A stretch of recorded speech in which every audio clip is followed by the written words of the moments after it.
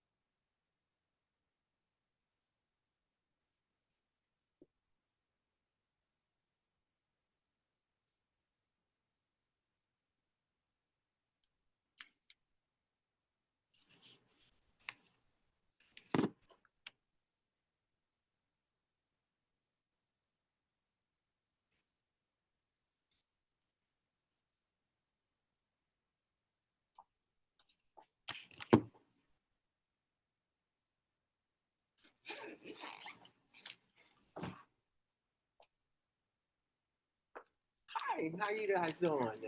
Pretty good. Welcome in.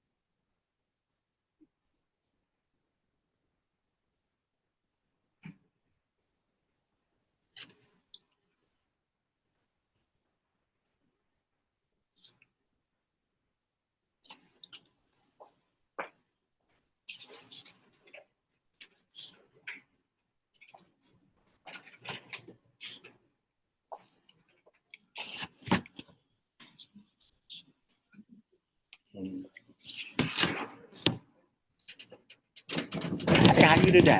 How are you? Good. Good to see Always a you. pleasure. Thank you for coming.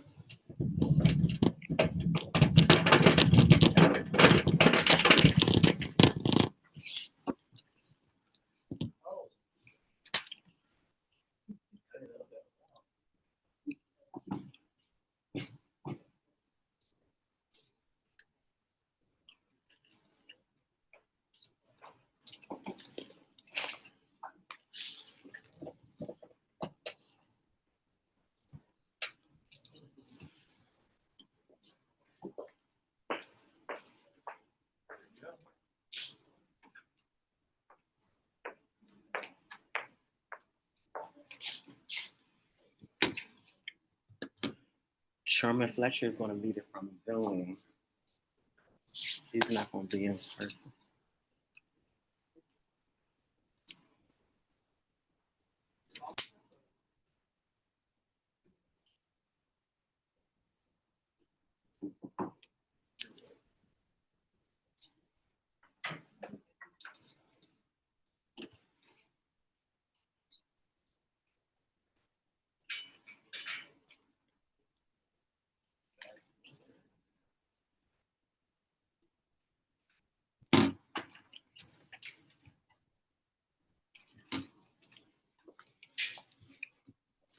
I hope so. I hope so. All right, I'm gonna go. Thanks. Bye. Bye.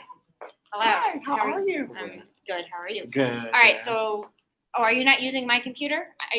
No, because it was easier for me to use mine. Do you have? Is it a MacBook? No, but how are we gonna get the Zoom on? It's already on. I logged in. I already had the information from when I had my meetings. At least the login. Okay. Like people is logging in. I haven't let nobody in yet, but Commissioner. Did you log into this meeting? Yes, Okay. Oh, so you logged in as the owner. as the host. Yes. Okay. So are you I'm in. gonna doing the chat and everything too? Could you? I can't Because I'm logged in. yeah. Two people can't be logged in at the same time. Well, not as host. Is it like I can switch it? Hello. Good evening, guys. How y'all doing today?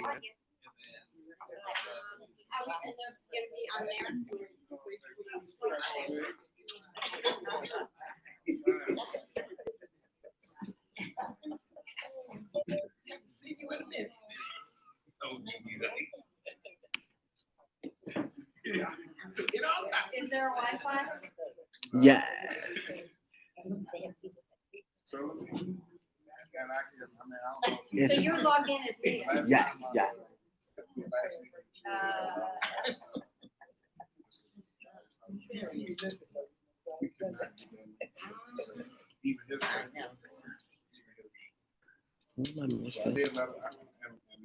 So we make sure I tell you, leave that comment.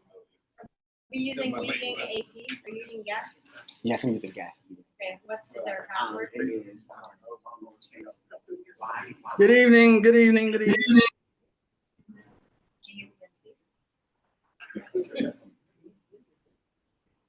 Why guest? Yeah. Let me double check.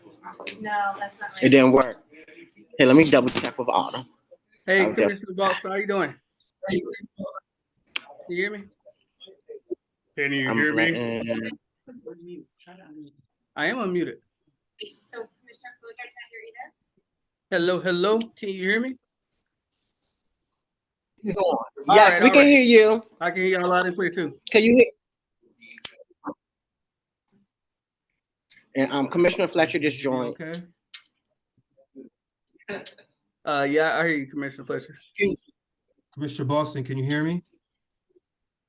Yes, I can hear you, but I'm gonna turn it up a little bit more.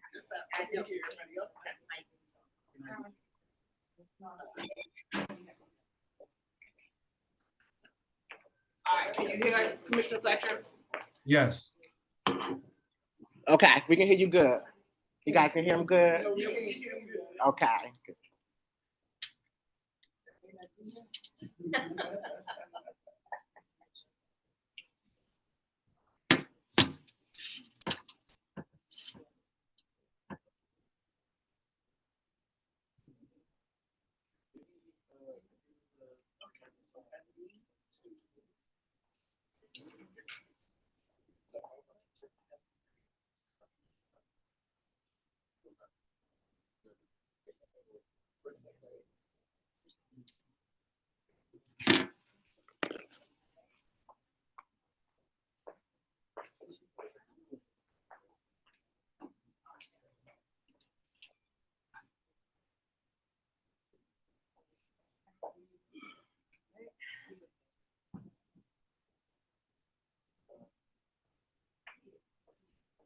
Did you find out the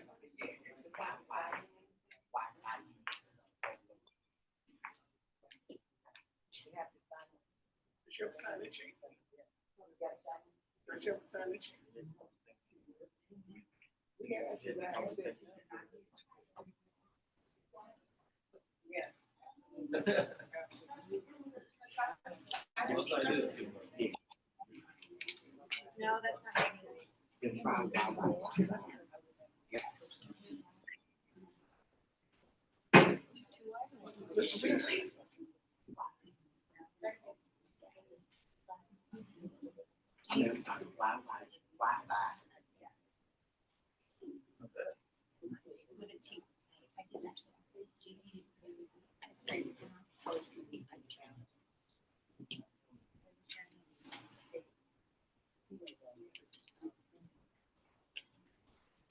Okay, but I can't log in.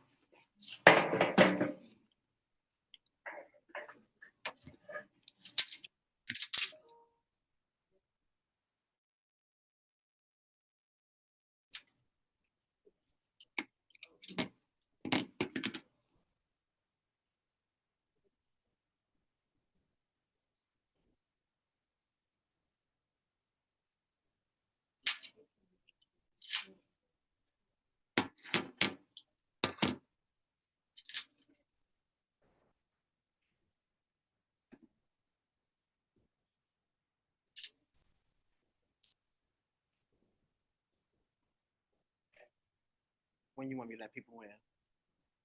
When you want me to let people in? Let them in now. Sherman, he has this on my. Oh,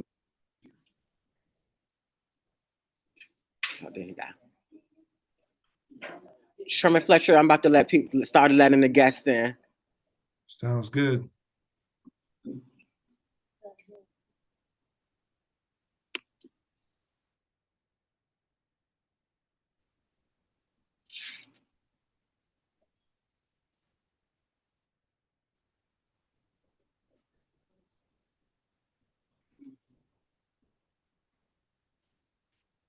Okay, good evening, everyone. Good evening, good evening. Hope everyone is doing well and staying safe. This is our October ANC monthly meeting. And we're gonna get started in about another minute. Just gonna allow some more folks to enter.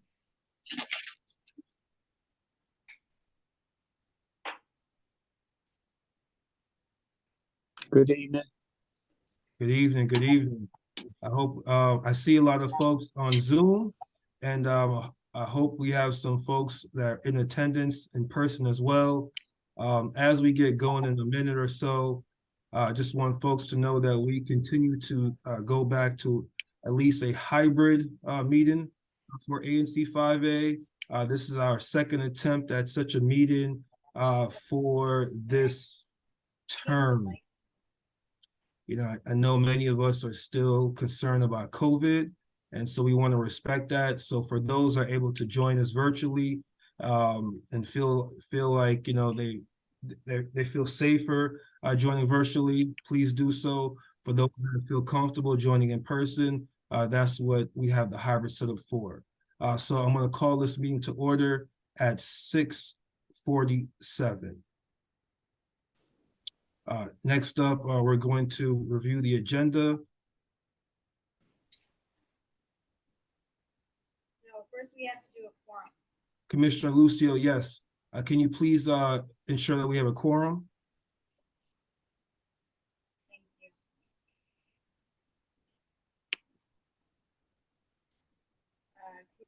Commissioner,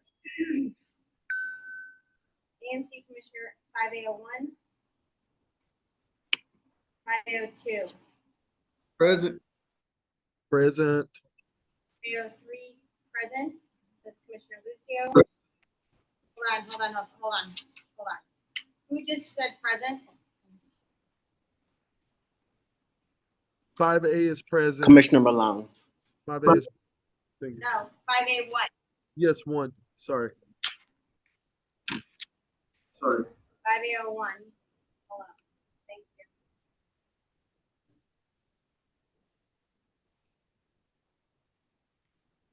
Okay, 502 is not present. 503 is present. 502 is present. 4, not present. Thank you. That's Cozart.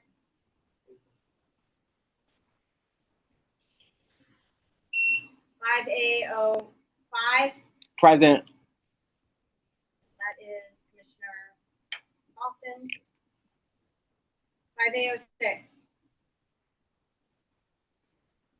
5A07. 5A07. He's right. 5A07 is vacant. 5A08. Present. That's Gordon. 5A09. Present. Record when I come. Thank you.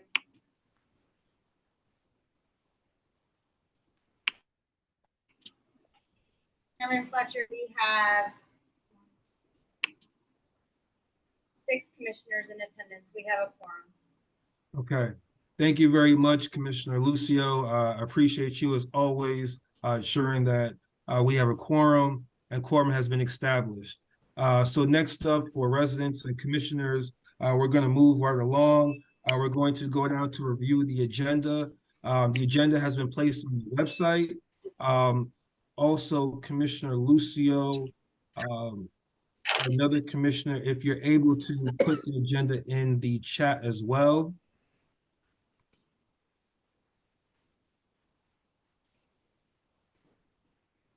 I can't do it. That's not my computer. Okay. I can do it. Thank you very much, commissioners.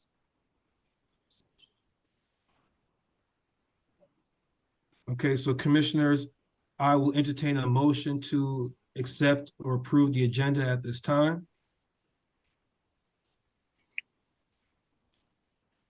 Second.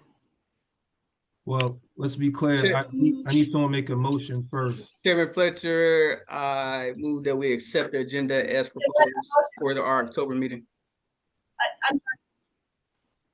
Okay, so Commissioner Lucio, Commissioner Fletcher, it was moved. So you made the motion and then Commissioner Boston seconded it. no, Commissioner Lucio, I was letting it be known that I will entertain a motion. I cannot make a motion. So Commissioner Cozart made the motion, and so now Okay. I'll take a second. Boston made the second. Yes, I'll Okay, second thank it. you. So Commissioner Boston, thank you very much, Commissioner Boston. Ready for the question? All those in favor of approving the agenda that's before us, say aye. Aye. Aye. Aye. Oh, okay. All those that oppose, say nay. Any abstentions? Okay, the ayes have it. The agenda is set for this evening. Next, we're going to go down to commission business. I want to turn the floor over to Commissioner Lucio, our secretary, recording secretary. You have the floor. Thank you, Chairman Fletcher. So all of you were sent the minutes from the September 2023 meeting. Unless there's any questions, I make a motion that we accept the minutes as submitted.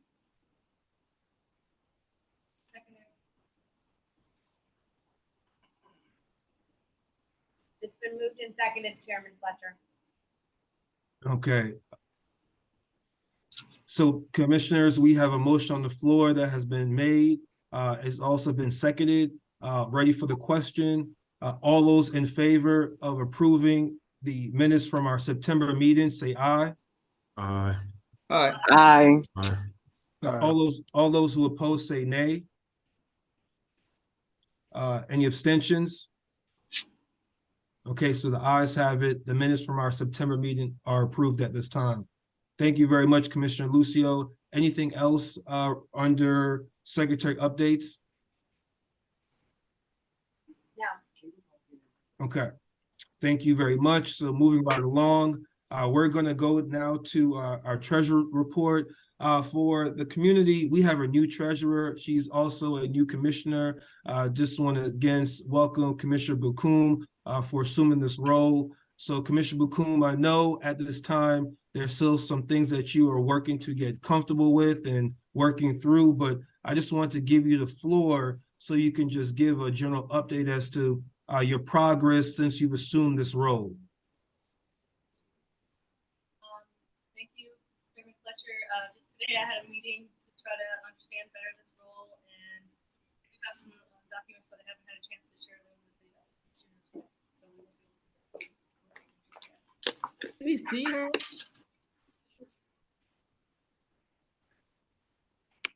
Yeah, it's hard to hear you. Is there a mic? No. You're gonna have to, there's no microphone, unfortunately. So, you're gonna have to, is there a microphone? We need a microphone. I can hear you fairly well, but I understand, I know some may not be able to. Definitely understand that.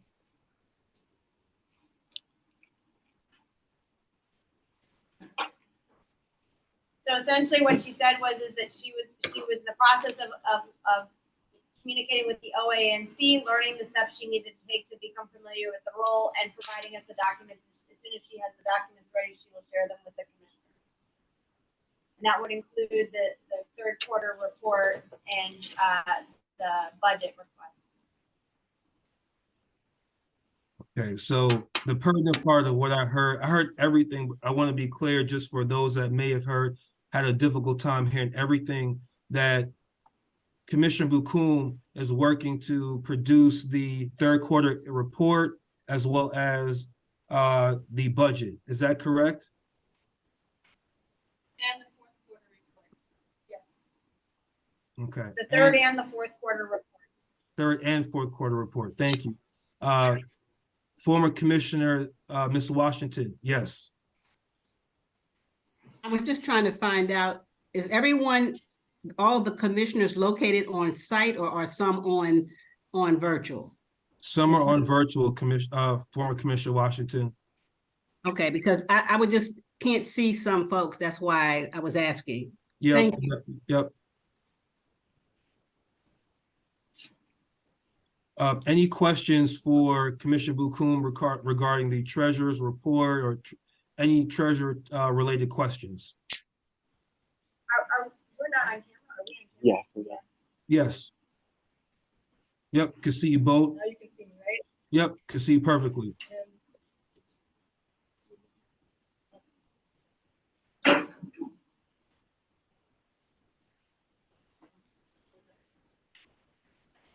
Okay, so I'm gonna go down to our next item, the annual report. Just for residents and new commissioners. Chairman Fletcher, I think we need to also talk about some of the other things we need to talk about with the new treasurer. Yes, such as, go ahead, Commissioner Lucio. So we need to make sure that we're clear on the mailbox. We need to make sure that we're clear on the office, on the keys for the office. And we need to make sure that we are clear on the ordering of the business cards once she has access to that. And then I would like to find out what happened with the mailbox, because there was some issue with the mailbox. Yeah, I think we need to pay the bill for the mailbox. Okay, so for some reason, the bill was not paid for the mailbox, and I don't know why that was or when it was last not paid, or how that happened, but we need to do some investigating into that. So what we'll do, Also, I need to, the I'm sorry, go security ahead. fund, as well. The first thing I was told to do was the security fund deposit. So that has to be the first thing, and then we have to sign papers at the bank. Well, no, first we have to sign papers at the bank, and then we can do the security fund deposit, and then I can do other payments. But are we like, when we talk about these things, are we saying like, if we get access to the account, we can fund these items, mailbox? Yeah, so once Okay. once Commissioner Bokum has access to the funds and has gone through the ONC training, then as part of the process, she should be able to pay any outstanding bills, which there is an outstanding bill for our website maintenance that's overdue. There's an outstanding bill, obviously, for the mailbox. Then we'd also have to purchase the cards. And then, yes, and then all that. And then once we've gotten all those things paid, probably do the third quarter and fourth quarter financial reports. Wouldn't that be in one of It'll be the fourth quarter, right? Oh, I thought we were starting like. I'm sorry, Commissioner Bukum, can you just move closer to Commissioner Lucio, because I know I can hear Commissioner Lucio perfectly. So if you move closer to her. But that's where the mic is, right? Okay, that's the computer, right? I thought it was October 1st. Perfect. So it's calendar. Yeah, calendar year. That's interesting. So FY is CY is the same thing? Yes, so former Commissioner Washington, I know you're on the call. Can you just clarify something? So when she does the fourth quarter report, that'll be for the end of this year, is that correct? That's not what's on here. Maybe not, okay. The fourth quarter report ended on September 30th. All right, so then you were right. Then you were right. Yeah. So the problem is that we're not paying those things until FY 24, correct? But you still need to do a third quarter report and a fourth quarter report that won't show anything paid out, right? So you'll need to do those things, but you can't do anything until you get the bank account straightened out, and then you get the process for the submit budget reports to OANC. Right, I understand. Okay, Commissioner Fletcher, yes. as a comment from being the former treasurer, and I hear that you guys, the bill was not paid for the post office, I would have someone go to the post office to verify, to make sure you're able to keep that PO box number. Because if they've already leased that out to someone else, you're really gonna have a situation on your hand because you gotta get a new PO box number and everything. So I would Okay. have someone to do that first. You Okay, can go check that out first okay. I'll and make, let them know what the I did go situation there. is. Commissioner Bukum, you were gonna respond? Yeah, she has checked that out. And what did you I find did, out? no one else has leased it yet, and I plan to go there. Am I able to pay that myself and then get reimbursed? No. And so I want to take a pause here just for everyone online and in person. Commissioner Bukum, like I started out saying, just assumed this role.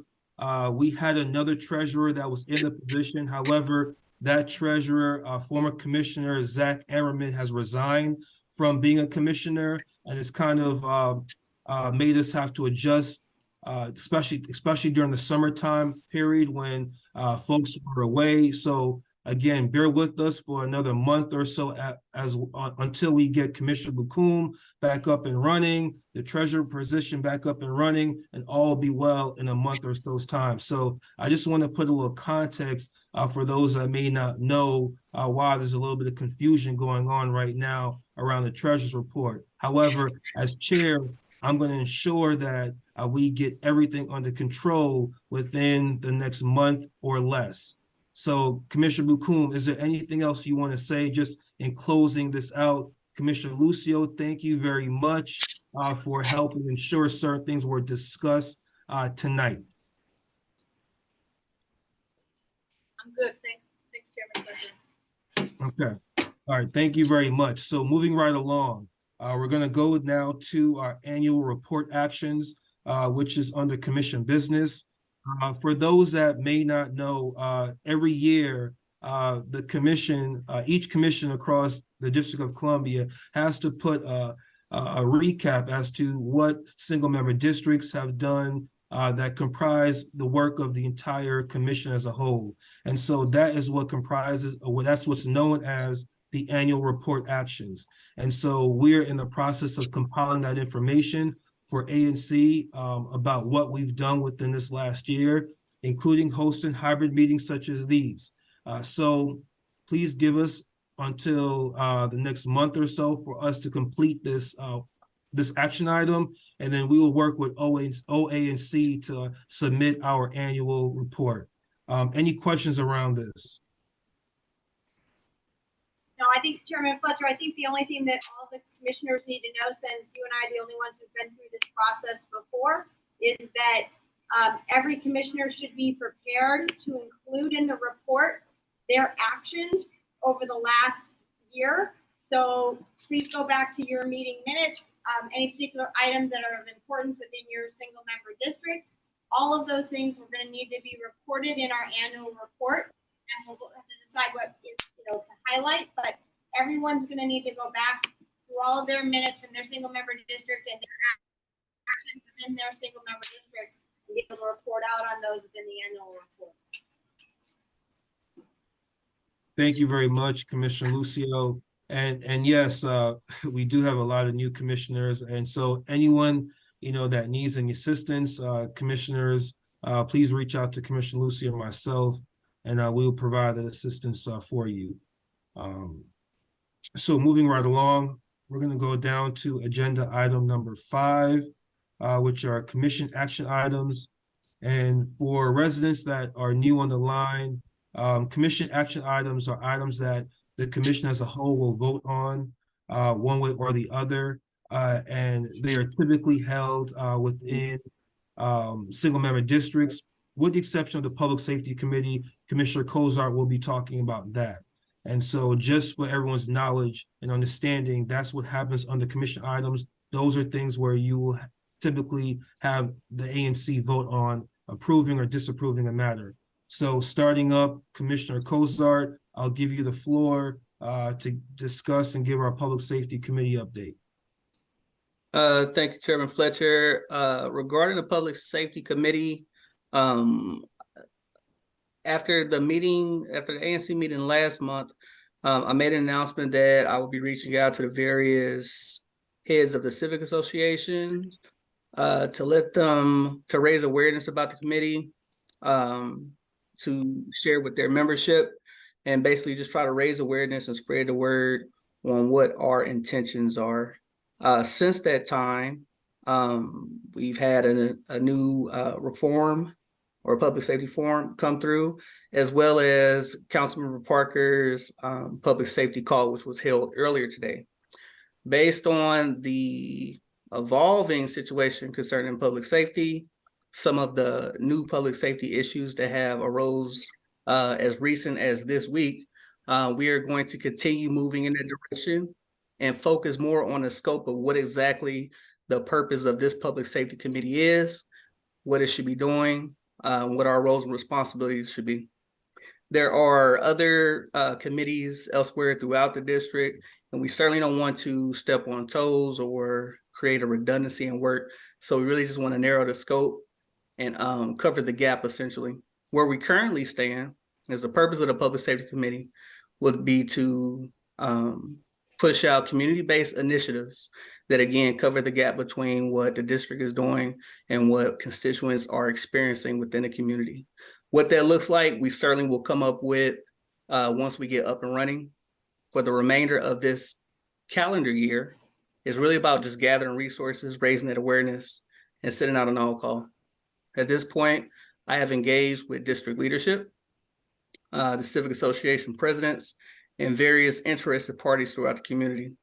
The goal is at this point is to come up with a roster of individuals that are willing to lend their hand and support as resources, so that come the beginning of next calendar year, we're ready, up and running, and in a position to support the efforts of Councilmember Parker in our Ward 5 constituency. I just want to add that one of the most important things that came out of the call this afternoon is the use of the 50411 text.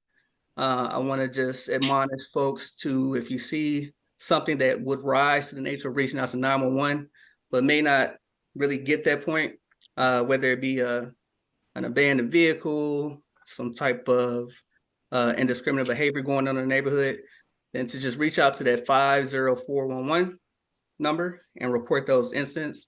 And MPD is in a position to dispatch available resources to look into those incidents. One of the key highlights that they mentioned during the call today is that communication is of abundance when it comes to this type of thing. So one of the ways we can improve on communication is using that.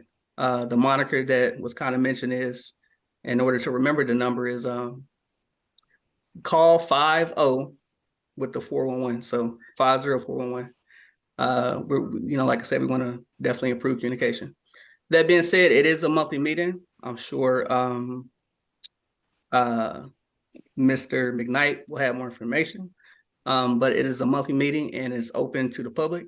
So feel free to join. We'll be sure to get that meeting information out prior to next month's call. And that's all I have for the committee report at this time, Chairman Fletcher. All right, thank you very much, Commissioner Kozar. And call 50411. I'm going to try to remember that myself. Yes, sir. Any Can I ask a questions? question, Chairman Fletcher? Absolutely, Commissioner Lucio. Yeah, I was on that call today too. I'm just curious how many other commissioners were on that call. Any of the other commissioners on the line? I can't see hands raised. No. So Commissioner Bakum, I was on the call, and then Commissioner Kozart were on the call. Okay. Yeah, so I would encourage all of the ANC commissioners to be on that monthly call with the council member's office and the leaders of the 3rd, 4th, and 5th districts, please. Final announcement, that forum is forthcoming just for our civic association presidents. I had an opportunity to speak with Captain Chatham and engage with Commander Lavenhouse during our last public safety walkthrough, and they're definitely in support of what we're trying to do and will avail as much to their ability any resources that we need. My intentions are to also reach out to Deputy Mayor Appia, this week or next week, just to see kind of where her mind is as far as what we're doing. And that's definitely to engage with Councilman Parker, as I know that he is heavily interested in public safety and the various task force that he's involved with regarding public safety. And that will do it for me. Yep. Thank you very much, Commissioner Cozart. Any other questions or comments from commissioners? Any questions or comments from the community? All right, I just want to reiterate that public safety is extremely important to ANC 5A. It's something that is truly plaguing the entire city, our entire city. And so we have our public safety task force committee that we're really trying to get up and running. And we want to make sure that it is inclusive of community voices. So for residents that have expressed interest, Commissioner Cozart will reach out. For new residents that are interested in working with Commissioner Cozart, ANC 5A, if you have any new ideas that you want to let us know, as well as Councilmember Parker's office, please reach out to us and see us as an ally in this fight.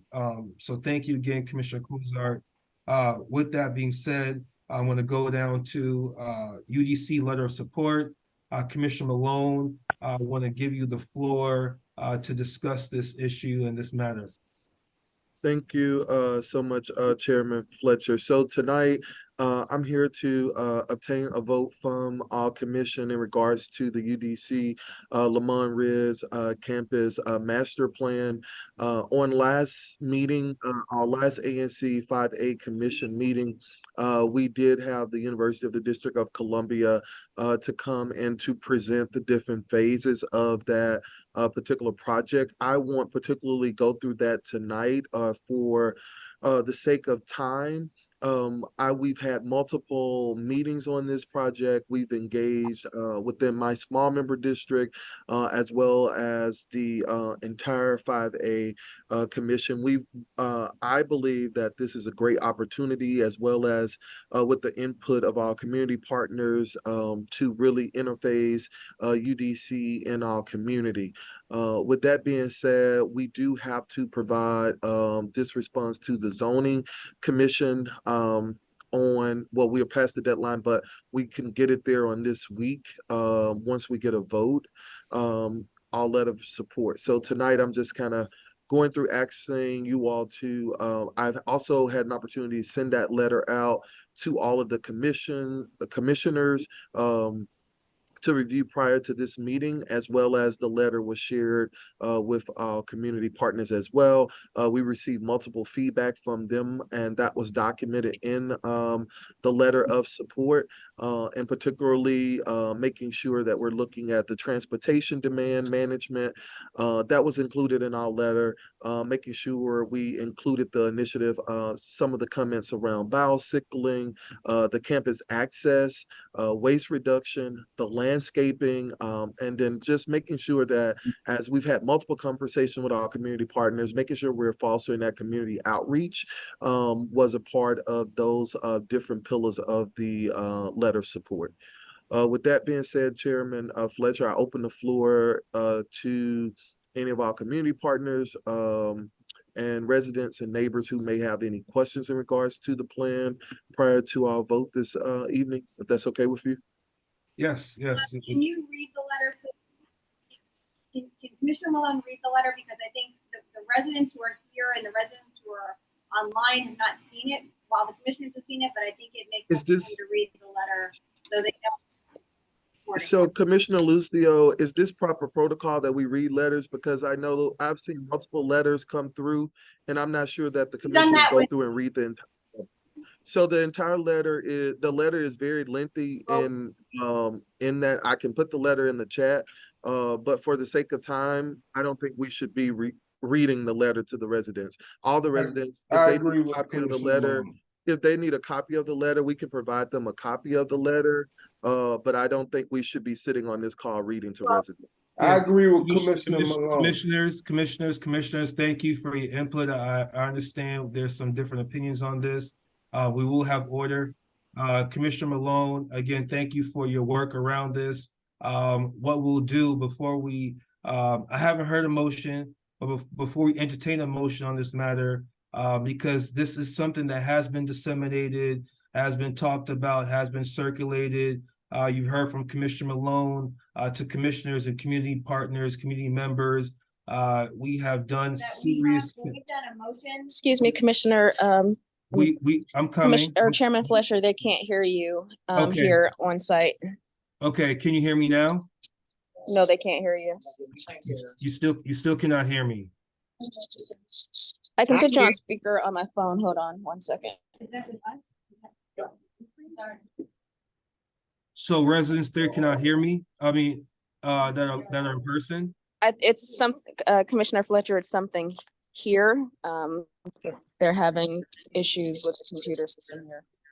Chairman Fletcher, we can't hear you. Yeah. It looks like they froze. There might be something going on the internet. Now. Can you hear me now?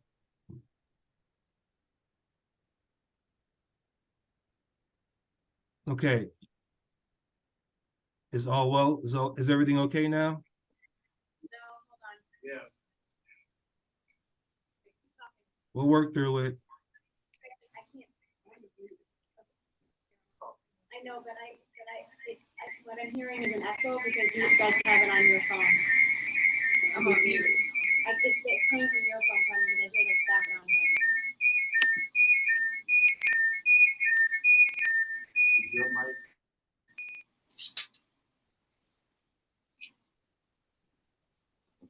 Can you hear us, Chairman Fletcher? I can. Okay, we can hear you now. Everything was going well. And It was the Wi-Fi. Sorry about that, guys. okay, it's okay. Very well, Fletcher. Okay, thank you. Thank you. Okay, so can everyone hear me okay now? Yes. Okay. Okay, so Yes. all right, wonderful.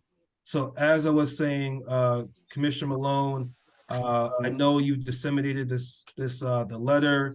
We've had consistent and often community engagement around the letter as well.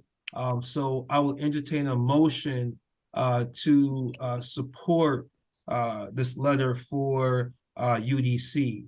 And during that motion, if there are questions, we can take them up at that time. Move that we, as a 5A commission, approve and vote for. Who's making the motion? Vice Chairman Toure. Thank you.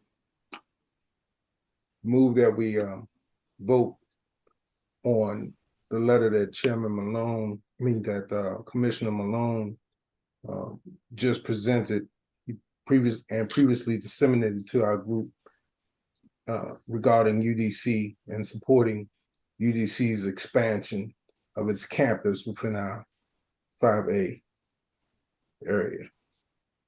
Vice Chairman Toure, I thank you for making that motion. I just want to be clear, just take a point of personal privilege. Commissioner Malone, I just want to be clear in the specifics of the motion. What the letter of support is, I want you to say it so we're clear in the motion. The letter of support, I did say that the letter of support to support UDC in its expansion of its campus within the 5A catchment area. I did say that. Okay, thank you very much, Vice Chair Toure. Do I have a second for that motion? I second. Okay, so Commissioner Malone has Can you please seconded. identify yourself? Commissioner Malone. Thank you. I need all commissioners as a general rule when they make a motion to identify themselves by name when they make a motion, please. So Commissioner Lucio, the maker of the motion was Vice Chair Toure. The second, Thank you. the second of that motion was Commissioner Malone. Okay, now I'm calling for the question. All those in favor of the motion, say aye. Aye. All those opposed, say nay. I thought we were doing. Is there questions? Sorry, I couldn't hear. Are there questions regarding? We'll go so back, we'll go back do on wanna the make- question period. Yes. Thank you. So I want to make it clear that I am in support of this motion, but I do think it's unfair that this was not shared publicly with the community. We are happy to, we will put it on the website, although there has to be some corrections on the draft that we were sent. The draft that we were sent does not have the correct commissioners listed at the bottom. So that has to be corrected. But I want to make clear that I'm in support of this effort, but I do think that we need to make sure that like we've done in the past, whenever we've made community motions like this, we've always read the motion, we've always read the resolution in its entirety. I do think that's a fair process for the community so that they know what we were voting on. But I do want to just make clear that I am in support of this motion, but as soon as this is signed, we will put it on the website.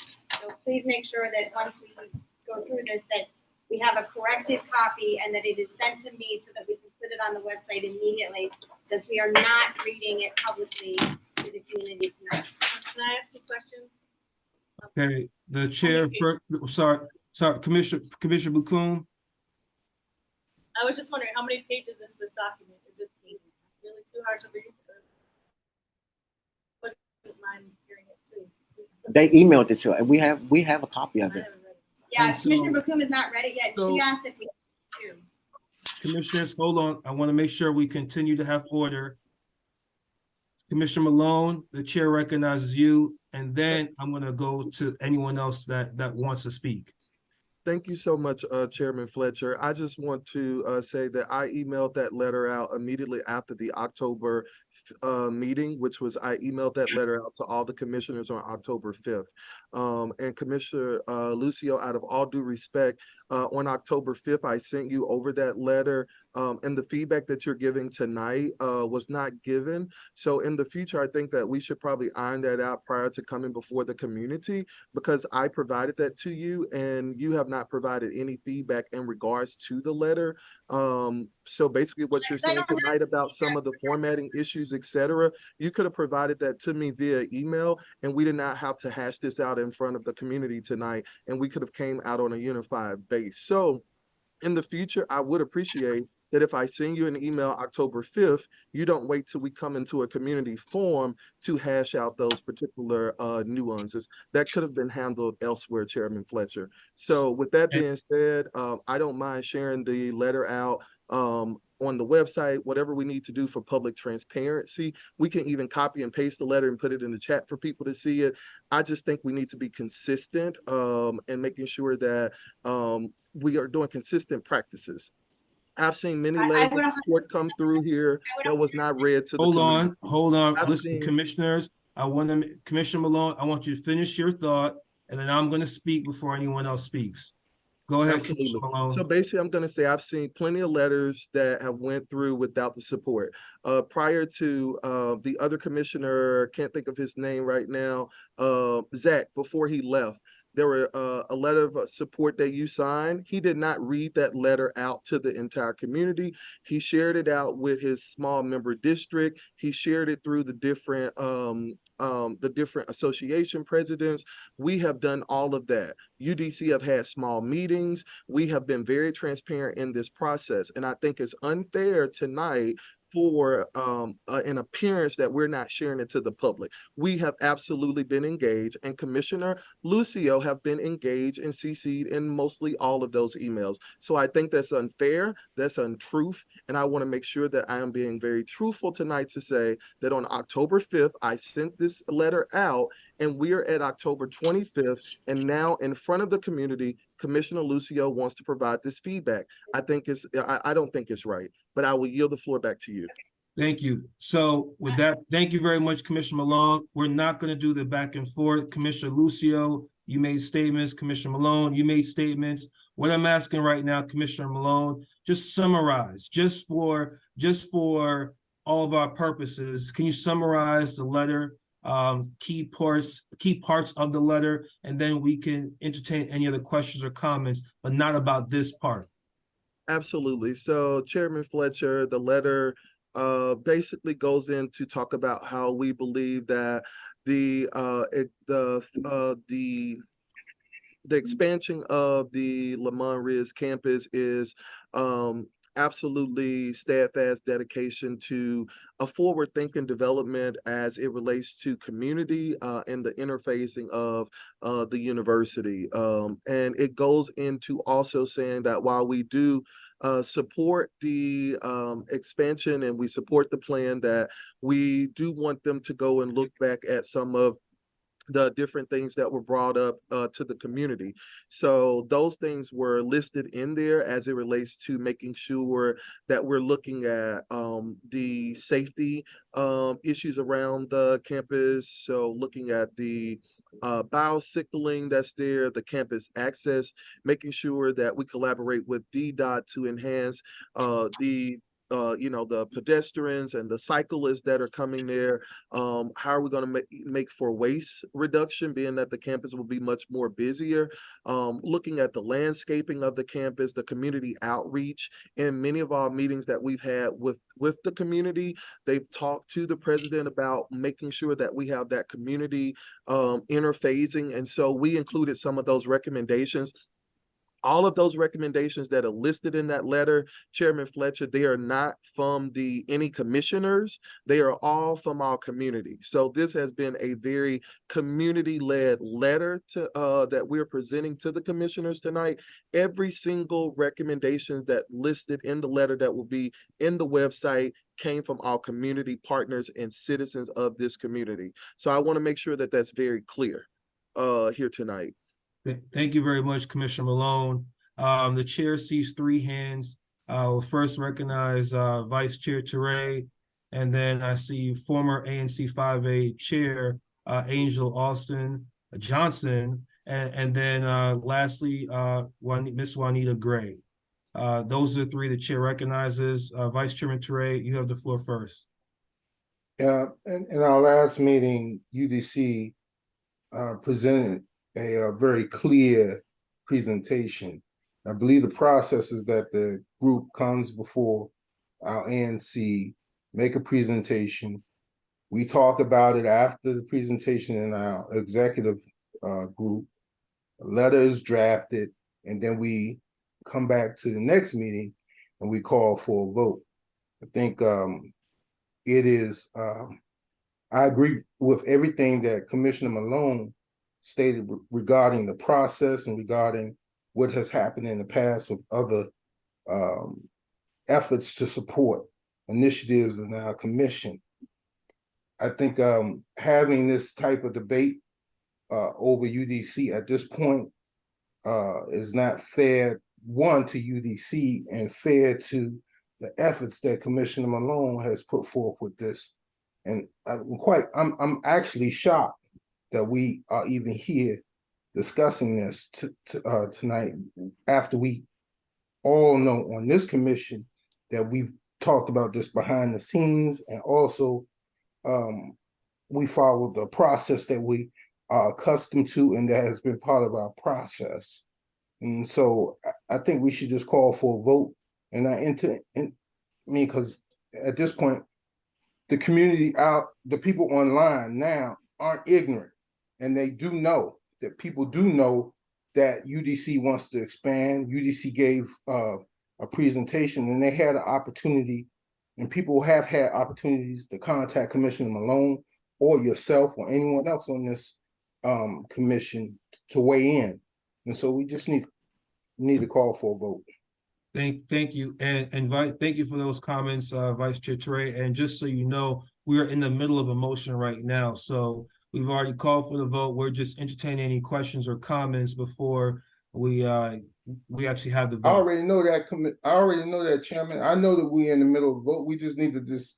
All right, so you and me, we're on the same page. We're on the same page. Go straight, cut the chase, and go. Vote. Yep. We're on the same page. I want to make sure we're all on the same page. We may have some different, spirited opinions on things, but we're going to move forward together. So, Vice Chairman Teray, thank you for those comments, and we're about to get there. Former Chair Angel Austin Johnson, you have the floor.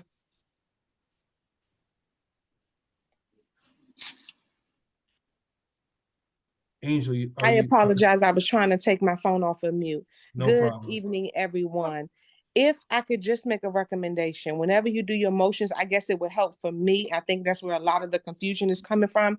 If you could just basically summarize what it is you're approving, like what UDC is actually asking for in their development in your motion, that way it'll, whenever the record comes back, it can always reflect what it is that you're approving. That's my only thing. If you could just summarize, when you say they're trying to develop, what is it that they're asking to develop?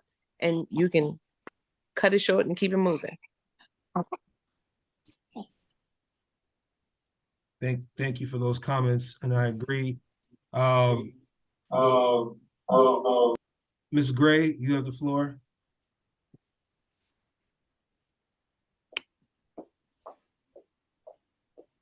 Thank you, Chairman Fletcher. Can you all hear me? Yes. You sound far away, but we Make can sure- hear you. Right here. Sorry. To make sure that all community members have access to the letter,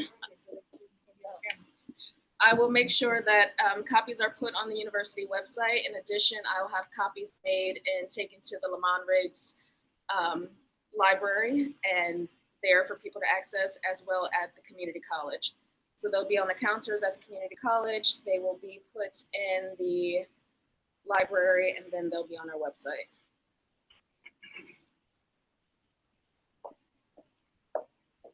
Thank you very much.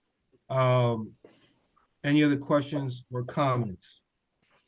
Yes, Commissioner Fletcher, this is Commissioner Lucio. I just want to make a quick comment and say that I've always been in support of this. I want to make that very clear. I'm not supporting this effort. All I was suggesting, and I apologize that I did not catch that there was an error in the formatting of the letter from having read it previously. I just caught that now, and my apologies for not catching that earlier, but that's something we can easily correct before Chairman Fletcher signs it. That's just a formality. Thank you. It's not a big deal. So I've always been in support of this. The only thing I was asking is that, like former Commissioner Alston said, is that there just needed to be some more information provided to the community. That was all I was asking, and I appreciate you all doing that. Thank you very much. And as far as it going on the website, it will be posted on our website for everybody, but it only as the final copy once it is officially on the official letterhead with the correct commissioner's names on it and the signature of the chairman. Okay. All right. Thank you very much. So I think we're all on the same page now, which is good. And I appreciate everyone's passion behind this as well, and making sure everyone's voice and opinions are heard, and suggestions as well. So are we ready for the question? So all those in favor of support, the letter of support for the UDC expansion, say aye. Aye. Aye. Aye. All those opposed say nay. Any abstentions? Okay, the ayes have it. Thank you very much, Commissioner Malone. So once you change the few small errors or anything needed, you send it back to Commissioner Lucio, myself.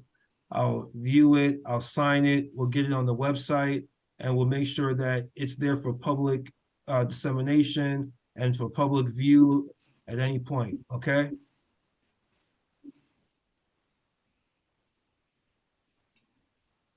Thank you, commissioners, for your support. We appreciate it. Thank you. Thank you. Okay, so we're gonna move right along to the next commission action Excuse me, item. Commissioner Fletcher. Yes. My name is Avis Russell. I'm the general counsel at the University of the District of Columbia. My and apologies, Ms. Russell. My apologies. Yes. No, I just wanted to thank the commissioners for their support of the university's master plan. Appreciate the effort that Commissioner Malone has made and worked with us through this process, as well as all the other commissioners. And we look forward to being a great partner with you over the years.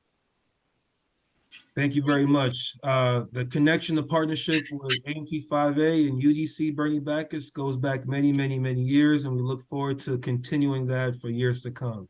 And so, and you know, I thank you. It's nice to hear just from you the work that you have done with Commissioner Malone. So it's good to hear that. Thank you. Good evening. Thank you. So next up, under commission action items, we're going to move right along to Providence Hospital updates. And so we're going to turn the floor over to Commissioner Lucio. You have the floor. Thank you, Chairman Fletcher.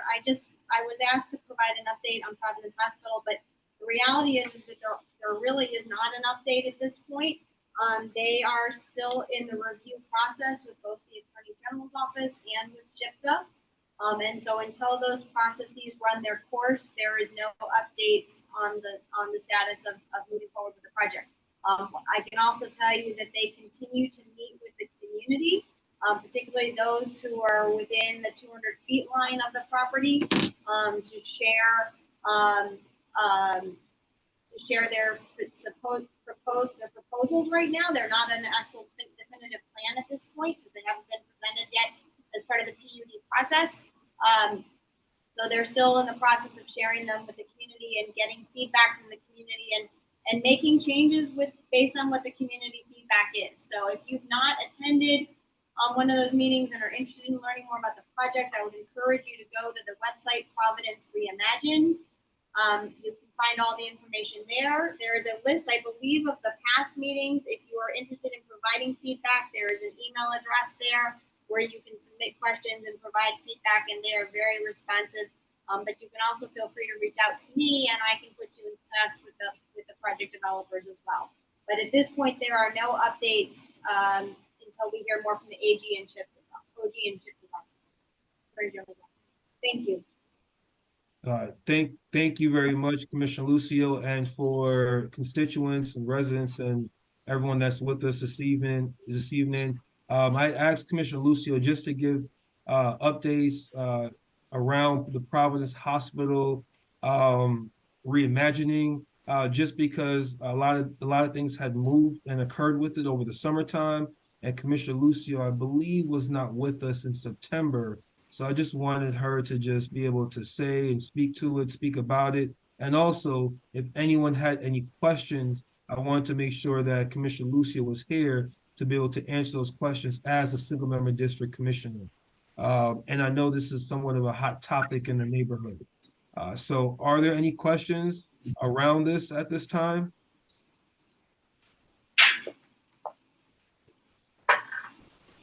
Okay. I have a question. I didn't see your hand. There's a hand raised here.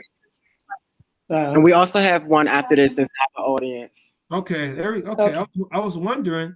I didn't think that we were going to get through Providence Hospital without a question or two. So, okay. I can't see the folks that are in person. She's coming in. Yeah. And then. Hi, Chairman and Commissioners. That's a period. I can be heard, if not. My name is Ellie Nicole. I work with the Washington Health Institute, which has its offices at 1140 Barnum Street, Northeast, in Commissioner Lucio's single member district. And WHI was formed 5 years ago when Providence Hospital shut down. Dr. Boudon and Dr. Theo Hodge wanted to provide a medical home for their patients. They were infectious disease specialists, and WHI right now provides primary care and infectious disease care for approximately 8,000 patients in the District of Columbia, with many of them residing in the Brooklyn and North Michigan Park areas. WHI is concerned that while the medical office buildings are set currently to remain on the Providence campus, developers' plans change And Lily Bridge, our landlord, while currently they express no intention to sell, I think they could be persuaded. WHI would like to remain here in this area. We're very committed to this part of DC and our community of patients. We're also concerned with the closure of the urgent care center at Providence, and Dr. Bordone and our COO, Michael Schenkel, are working on a business plan for opening an urgent care if the opportunity presents itself and if we get a certificate of need. And I wanted to make all of you commissioners in this area aware of that and provide contact information. I'll email you all later tomorrow. And I'll send you a letter that we've developed for city council members. We've been in communication with Zachary Parker's office, and things are very much in the early stages, but I wanted to let you know that we have these plans and we're here, and we will be asking you for your support sometime soon in the future. Thank you. Thank you very much. I appreciate that. And Commissioner Lucio, who is a single member district commissioner, as your first point of contact regarding such matters. Yes, and if I may speak with you after the meeting. Yeah, that's fine. You all have not reached out to me prior to now. I've emailed you, but maybe I got the email address wrong. I have some stuff here. We'll talk. Thank you very much. And hold on. There's another question from the audience, Mr. Chairman Fletcher. Okay. Hold on. And I know we have one. Miss Kiwi. I know if I'm saying that correctly. After we get this next person in person, I'm going to give you the floor. You can go Thank ahead, you. Absolutely. Thank you. Good evening, everyone. I raised a question during one of the sessions. Yeah, I apologize.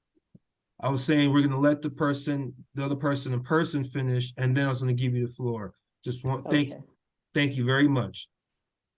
Go ahead, Commissioner Lucio, and the person that's in person. Go ahead.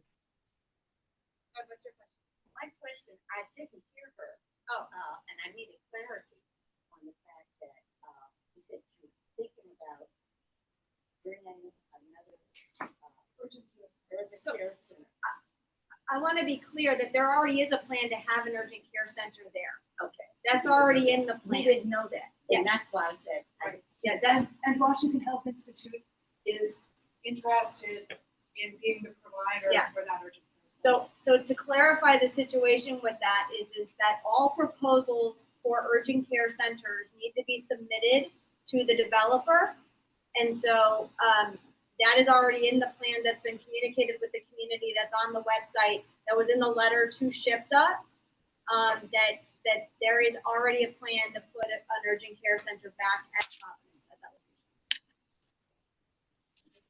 location. Okay.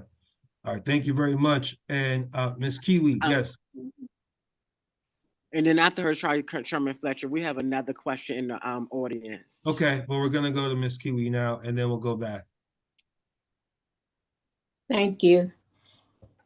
I raised a question during one of the meetings, and I've missed several of them because I'm in and out of town right now due to some family concerns. But my personal concern is for the senior citizens of this neighborhood.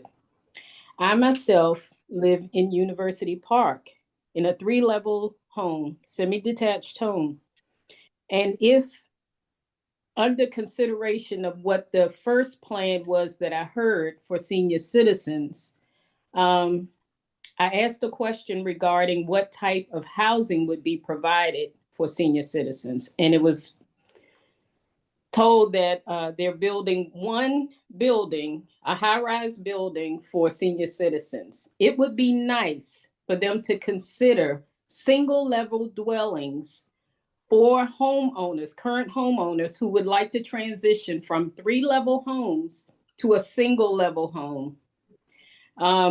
One of the gentlemen from EYA stated that they're building homes with elevators.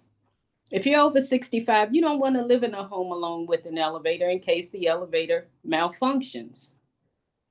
It would be nice to have a single-level home as an option somewhere in the District of Columbia, hopefully Providence. Thank you. Ms. Gilley, thank you for that. I'm going to suggest, if you can, if you've not submitted that in the comments to Providence Reimagine, please submit that in the comments to them directly. I've put it in the notes, and I will make a note of it as well to share with them. But if you could submit that in the comments on their proposal, that would be helpful. Okay. Ma'am, what's your question? I attended the meeting with the Attorney General's office at that. You're saying there's no update. Now you're saying no update since then, so EYA is still the person because it was, are they still the ones that are supposed to be developing this? Yeah, that wasn't ever a question. The What's the question for the question? Attorney General's office. The question was, the question from the audience was, is she said she wanted to confirm that there's been no update from the AG's office, and she wanted to see whether EYA was going to be the developer. And the answer to that is EYA. The question for the AG's office was not whether EYA was going to be the developer. The question for the Attorney General's office is all based on the sale price. Yeah, but a lot of stuff came out of that meeting where we thought that they did not do a competitive bid. They just seem to be getting all of the properties that are coming up with being development in this area. Yeah. And we don't understand why. So we haven't heard from the AG. We haven't heard back from the AG's office in response to any of that. So we're still on the whole thing is still on a holding pattern if we were back to that. All right, and we have one more question in the audience. Just to piggyback on what Wynn had just said, in the meeting with the Attorney General's office, it was confirmed that EYA was not, they did not confirm that EYA was going to be the developer. It's still up in the air. Yeah, it's not right. That is correct. I mean, the property has to be sold, and so that was part of the sale process that they're looking at.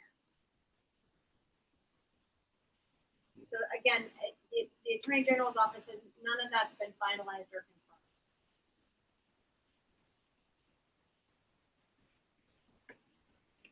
You mute, Chairman Fletcher. Any other questions in person? Okay, and I don't see any questions online, so we're gonna keep moving along. Commissioner Bakun has a question. Oh, yes, Commissioner Bakun, yes. This is not about that proposal. I'm just wondering if when people in the audience talk, can we turn the computer so they can be on camera? Is that possible? Okay. Do they need to be on camera or do they just need to be heard? Okay. Yeah, if you don't, it's not a requirement, at all, but if you would like to and you're able to, please turn your camera on when you're speaking, but yeah, it's not a requirement at all. Okay, so we're gonna go down to agenda item number 6, community updates. And do we have anyone from MPD here? No. Now I know more than likely we have Carlos McKnight from Councilmember Parker's office here. And I want to put this just on the record that during the most recent public safety walk, I made sure to speak with MPD that was present, the commander and others that were present, letting them know that we need MPD presence at our ANC meeting, if not every meeting, at least every other meeting. We do recognize with all of the public safety concerns across the city that police officers are much better use of their time would be out in the community in the streets. However, we also need the opportunity to speak with NPD officers around community matters for ANC 5A. So it's that balance between the two. And so Councilmember Parker and his office will work with ANC 5A to ensure that we have somebody from NPD here next month. And so any other comments about that? See, former Commissioner Sandy Washington, you have the floor. I just wanted to add that it would be very helpful if the commissioners would get on the Sector 2 meeting, which is the second Tuesday of each month. It's a lot covered on those meetings as it relates to what's going on in the community and in 5A. So even though we're part of 4D, it's a lot of information. So I would just recommend that the many commissioners as possible get on that meeting and the community as well. Yep. Absolutely. Listen, former Commissioner Washington, thank you very much. We appreciate the suggestions. Keep them coming. And I will make sure to highly recommend that for commissioners. I know once I'm done teaching on Tuesday evenings that I will be joining those meetings myself. Any other comments or questions around NPD? Okay. I see Anthony Black, one of the hardest working guys in DC.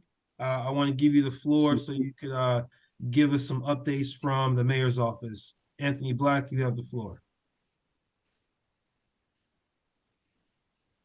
You can come over here. Can you mute that one for me? Yeah.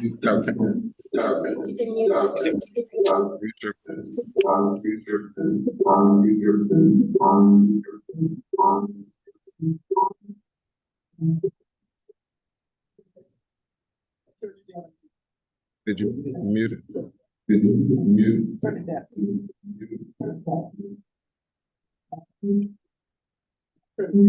Why don't you mute that? Why don't you just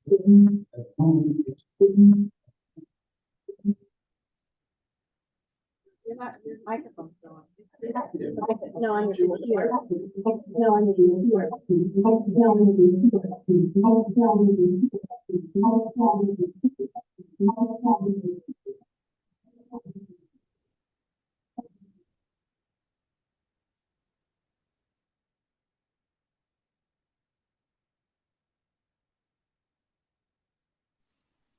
Okay, go ahead.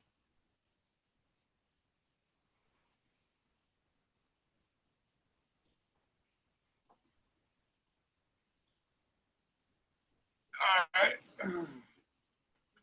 Good evening, ANC 5A. My name is Anthony Black. I'm your Ward 5 liaison for the mayor's office. Just a couple updates coming from the mayor's office.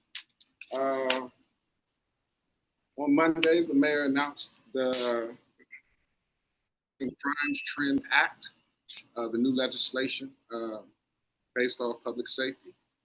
And that is to support safe and effective policing, clarifying the distinction between a serious use of force and incidental contact with the neck, ensuring officers can review their body-worn camera footage to write their initial reports, making permanent clarification of vehicle pursuit, as well as defining what information will be posted publicly related to officer discipline. Also addressing recent crime trends, combating organized retail theft, as well as addressing loitering around open-air drug markets, and making it unlawful to you to wear masks to commit crimes. Please feel free to Google the Act Now legislation so that you get more information on that as well. Leaf season. Leaf season is coming up. And DPW has changed their leaf season, how they will collect the leaves this year. So it'll go by the letters of the ward. A will be first, which is starting October 30th. If you can get your leaves out to the tree box or to the curb, October 30th. They will be picked up November 1st, and it's a 2-week window that they will be completing all of A. So they're going every ward has an A, so they're doing all the A wards, and it's a 2-week window for that, and that will start on November 1st. The thing is with the leaves, please do not put your leaves in plastic bags. They will not take them. You have to use paper bags in order for the leaf. If you do miss leaf collection, there will be a 2 week. They will be rolling back around in 2 weeks to collect if you did miss. You can also put your leaf collection in 311 as well. So if by any chance they did not make the collection, you can contact 311. But just know that there will be a follow-up in 2 weeks once they've completed the first round of leaf collection. Also, DC Health. DC Health is open for health insurance. Starts November 1st. If you know anyone that needs health insurance, please feel free to let them know that open enrollment is currently going on. Let me see, Halloween. The mayor is currently having, from the 25th to the 31st, she's having a set of Halloween parties for the children at DPR Rex. And again, that is during the evenings. Starts at 5 and goes to 8. So the kids can go play, have fun, trick or treat, haunted house, things of that nature, from now up until the 31st of October. Yes, turkey. It will be a turkey. No, but I know you can go on DPR events to find out. War days. My war days are Tuesdays and Fridays. Those days are the days that I'm in the ward. Putting my eyes on 311s, whatever issues, concerns may be.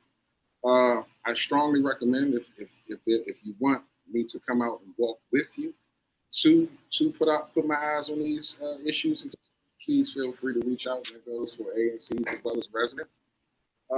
This month, I was able to get to SMD 5A01. There were 21 issues noted. Those issues were centered around illegal dumping and sidewalk repair. I was also able to get to 5A02. There were 24 issues noted. And those issues were centered around sidewalk repair and roadway signage. In 5A08, there were 19 issues noted. And those issues were centered around illegal dumping and sidewalk repair as well. That's it for updates on my end. I'm open for questions and concerns. It's truly a pleasure to be here. It looked like it might. Thank you very much, Anthony, for your service and for your work. Commissioners, any questions from you first? Okay, if no questions from commissioners, I see Robert Oliver and then Ms. Uchenna Evans. Robert, you have the floor first. Hello, if everybody can hear me, just have a quick question. When is the crime lab going to open? I know that it's scheduled, I believe, sometime later this year, but can a specific...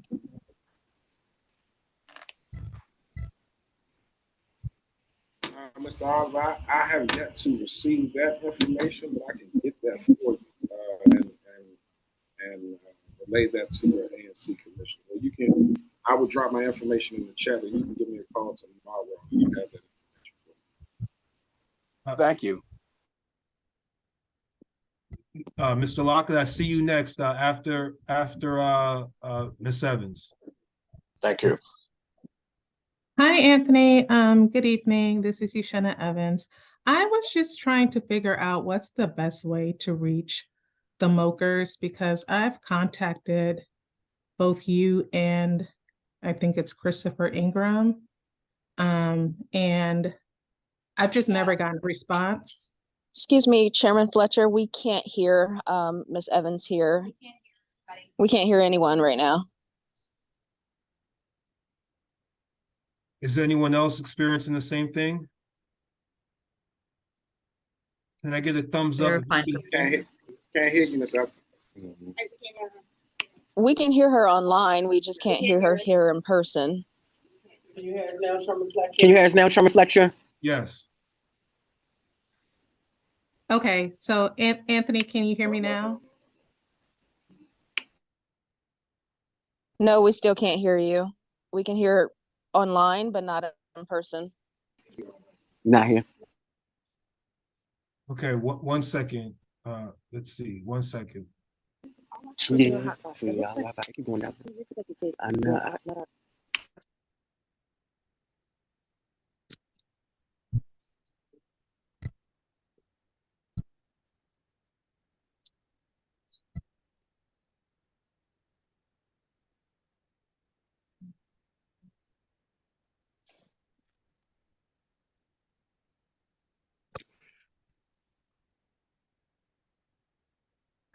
Hi, Anthony. Hey, I can hear you, Miss Evans. Okay, thank you. So yeah, my question was, what's the best way to reach you? And I believe your colleague, is it Christopher Ingram? Miss. Okay, I think we're gonna. Hold on, we need to back up. Are we close to getting this resolved or? Yes, but everyone's talking over time and we can't hear you. Hold on. No problem. We can hear you all now. Chairman Fletcher, please go ahead and call on the next person. I think you can continue now. Okay. Can you Yeah. start from the beginning though? Oh, okay. My question was simply, Anthony, what's the best way to reach you? And I believe it's your colleague, Christopher Ingram, who's the other Ward 5 moker. Because I've emailed and called about a few things and I've just never gotten a response from either of you. So I was just wondering what's the best way to reach you all and get a response. You can call me tomorrow, Miss. You can actually call me tomorrow. That's 202. Do you have my number? You can give it to me now. I'm sure I have it, but why don't you give it to me again? 202-251-5049. Okay, thank you. Oh. Okay, thank you. Mr. Lockett, you have the floor. Can you hear me? Former commissioner, yes. You hear me? Yes, we can hear you. Yes, sir. Mr. Black, how are you doing today? I'm good myself, Mr. Lockett. Always a pleasure. You know, man, I have 3 questions for you. The schedule for the leaf rule. Have you looked out the window and seen the trees yet? Mother Nature. I couldn't understand that first question, Mr. Lockett. The person who schedules the leaf removal pickups. Mother Nature's not letting the leaves fall now, and I think it's a waste of time to put a schedule where it's going to start in the 1st of November. The leaves are going to be another 2 or 3 weeks before they start to come down. They're barely turning colors now. Okay, that's one. I noticed on South Dakota Avenue that looked like somebody's starting to do striping, crosswalks and things. Is that correct? Yes, sir.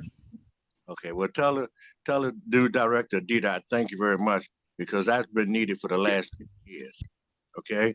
I mean, absolutely will. You can ride down there, you can't even see it, hoping that somebody do not come over to the other lane. Okay, my last one is, I like to share with our community that we have an inspector that has been coming through Ward 5, I guess that's 10 years or more. I call her DC Sally. And it's my understanding that she was being Chrome. Salida, okay. But it's my understanding she's coming back to Ward 5. She has done a fantastic job in our community. She keeps us abreast, direct us to where we need to get service from. She even assists us some of the time with that. So whoever the boss is, you can tell on behalf of me, and I think and say for the community, thank you for having Miss Sally back in our community. Thank you very much. Not a problem at all. Not a problem at all. Thank you very much, Mr. Lockett. Any other questions from residents in person or online? All right. Anthony, as always, we appreciate your time, your tireless work, and I will see you next time. Absolutely. Okay, so moving right along, Councilmember Parker's office, Carlos, I believe you, I'm pretty sure you're here somewhere. I can't see you on my media screen, but are you with us? Yes, can you hear me? Yes, we can hear you. Yes, yes. Perfect. All right, I'm going to turn on my camera, and so let me know if you can also see me. Yes, now we can do both. Awesome. If I look to my right, it's because I have the camera, I mean not the camera, the Zoom over to my right. So I do apologize if I look away.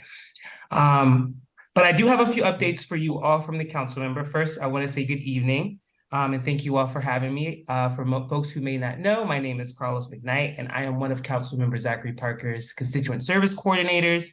I'm always happy to be here at these meetings because, again, as I always love to say, this is my community, and it's great to see familiar faces in this space. Mentioned earlier this evening by Commissioner Cozart, the council member did, in fact, have his first of his monthly public safety calls with our public safety apparatuses across the city. Notable individuals who were in attendance and shared information about public safety were Deputy Mayor for Public Safety and Justice, Lindsay Appiah, who spoke on the Safe Passage program and the current movement in the executive around public safety. We also had representation from our violence interruption program coordinators in Ward 5 through the Office of the Attorney General and also through the Office of Neighborhood Safety and Engagement. We were also joined by Commander Lavenhouse from the 4th District, Commander Altieri from the 3rd District, and Captain Moore from, sorry, let's say 3rd District, Commander Altieri from the 5th District, excuse me, and Captain Moore, I believe was the name. I apologize, I'm blanking on his last name, from the 3rd District, providing public safety updates and statistics from the parts of Ward 5 that are within those respective police districts. There is an opportunity for folks who may have missed the call to rewatch it. It is live on the council member's YouTube channel. If you search on YouTube, council member Zachary Parker, it will be the first video that has been uploaded to his YouTube channel for you to review. And so if you've missed it, do not sweat. There is a recording that you can view online. And we can definitely share that with you all. Again, this is monthly, so we will be having another one at the end of November. We are typically going to be having these on the very last Wednesday of the month. And so just to confirm with you all, the next public safety call that the council member will be having will be Wednesday, November the 26th, same time as the one this evening, 3 o'clock to 5. So once we have the information for that and the registration available, please, if you are signed up for our newsletter, we will be sharing that information there. We'll be also sharing it on our social media pages as well. But if you don't receive any of that information, please feel free to reach out to our office and to myself so that we can be able to coordinate that and get that information to you once it's available. Staying on the topic of public safety, as my colleague, Mr. Black, recently shared, Mayor Bowser introduced legislation titled the Addressing Crime Trends Now Amendment Act of 2023. I won't go into some of the details that was hashed out earlier, but on the council side, Councilmember Parker has yet to see the legislation. It hasn't been transmitted to the council as a whole. And so he is awaiting for that language of the bill to be transmitted from the mayor's office to the council for review and to have a deeper look into the legislation. Council member for Ward 2, Brooke Pinta, who also serves as the chair of the Judiciary and Public Safety Committee, is planning to hold a hearing on this legislation.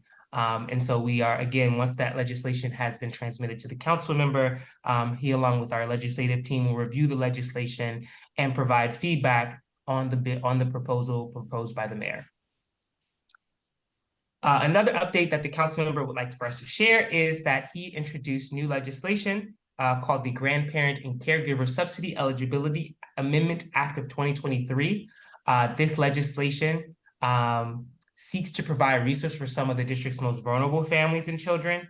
The bill would help with the costs associated with caring for children who are relatives and provide necessary financial resources to families struggling to make ends meet. This bill will be set to go before the Committee on Facilities and Family Services on November the 2nd. If you're interested in testifying in favor of the legislation or learning a little bit more, please feel free to reach out to our office and we can coordinate that information with you. And again, if you're interested in testifying, that will be on November the 2nd in the Committee on Facilities and Family Services. Also, the council member introduced new legislation with Chairman Mendelson called the School Improvement Amendment Act of 2023.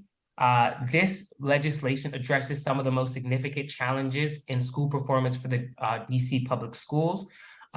This bill would establish a school support office within the Office of the State Superintendent of Education, OSSE, to provide tailored resources and direct coaching to DC public schools, our charter school systems that are classified in the lowest 5% of school performance. This bill has also received a date for a hearing for the Committee of the Whole on November 20. There hasn't been a registration or there hasn't been published a registration link for residents to testify or submit testimony on the legislation. But once that becomes available, we will be sharing that out to the community as well. As I said before, if you are interested in learning a little bit more about what this legislation will do, or if you're interested in testifying at the hearing on November 20th, please feel free to reach out to our office so that we can again make that connection for you as well. Lastly, the council member wants to share that the Tax Revision Commission will be holding another public town hall coming up on November the 6th at Martin Luther King Jr. Library at 6 p.m. As many of you may be aware, the council member did introduce legislation to propose a child tax credit in the city, and he has been going around sharing this proposal within our community and across the city. And if you are interested in learning more or attending this town hall, again, it will be at the Martin Luther King Jr. Library downtown on November 6th at 6 p.m. It will be in conference room 401A. If you're interested in RSVPing for this as well, we would be happy to connect you with the RSVP link so that you can be able to register to attend. Lastly, as I shared last month, we have 2 new farmers markets that have opened and will be operating within Ward 5. The first market will be at the Joseph Cole Community Center in Trinidad, and the second one will be at Plaza at the Docks at Union Market. Both of these farmers markets, very similar to the one at Brookland, will be serving as a place for local businesses, for you to get fresh produce and things of that nature, compost dropped off in that in that realm. These 2 markets will be on Sundays. They're every Sunday from 9 a.m. to 1 p.m. So if you are interested in checking out these 2 brand new farmers markets that are located in our ward, we definitely recommend you going to go check it out and supporting our local businesses and also engaging in some of the fresh fruit and vegetables that are sold at our markets as well. I will leave it there. That is all the updates that I have for you all this evening. And I will return the mic back over to the chair. Excuse me, Carlos, thank you very much for those substantive updates. It's quite a bit. And we appreciate the council members' work. We appreciate the work of Mayor Bowser as well, from Anthony Black's remarks before. So I'll open the floor to commissioners first and foremost. Any questions for Carlos before I open the floor to the community? Yeah, Chairman Fletcher, I just want to make a correction. Carlos, the date for the Wednesday, for the next public safety call would be on the 29th, not the 26th. That last Wednesday of November. Yes, my apologies if I misspoke. It will be the 29th of November. Thank you for that correction. Any other questions, statements, comments for Carlos at this time?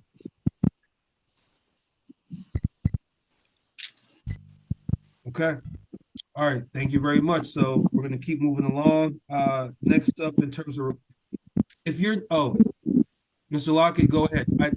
I just see your hand. Yeah. Okay. All right. On with this new phone here. 2 things. One, from the safety standpoint, I've noticed, like we all noticed, that there's extremely large, more crime being in Washington, D.C. It's happening at, a large alarming rate. One of the things I think may be a cause of some of the crime is when you're practicing gentrification and structural racism, and certain people in some communities don't get the benefits, like we're talking about the fresh food markets here. We don't even have one in Ward 5 up near Bacchus there, but we were trying to get for the last 8 years. There's nothing there, as well as Ward 7, where a whole lot of our crime come out of the Minnesota Benton Road area. These people do not have any place to eat, nothing there for them. So they plan to come out of their community and come to the community that we put a price tag on, which is Ward 5 here. And they say this is where rich people live at. So let's go in there and start robbing and killing and shooting.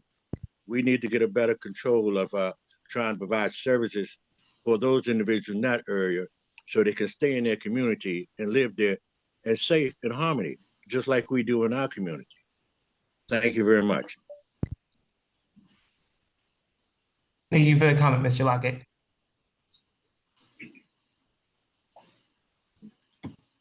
We always appreciate your comments, Mr. Lockett. Thank you very much. Angel, you have the floor. Not to hold you, Carlos, I sent you a direct message. Can you take a look at that at a concern I sent you for me, please?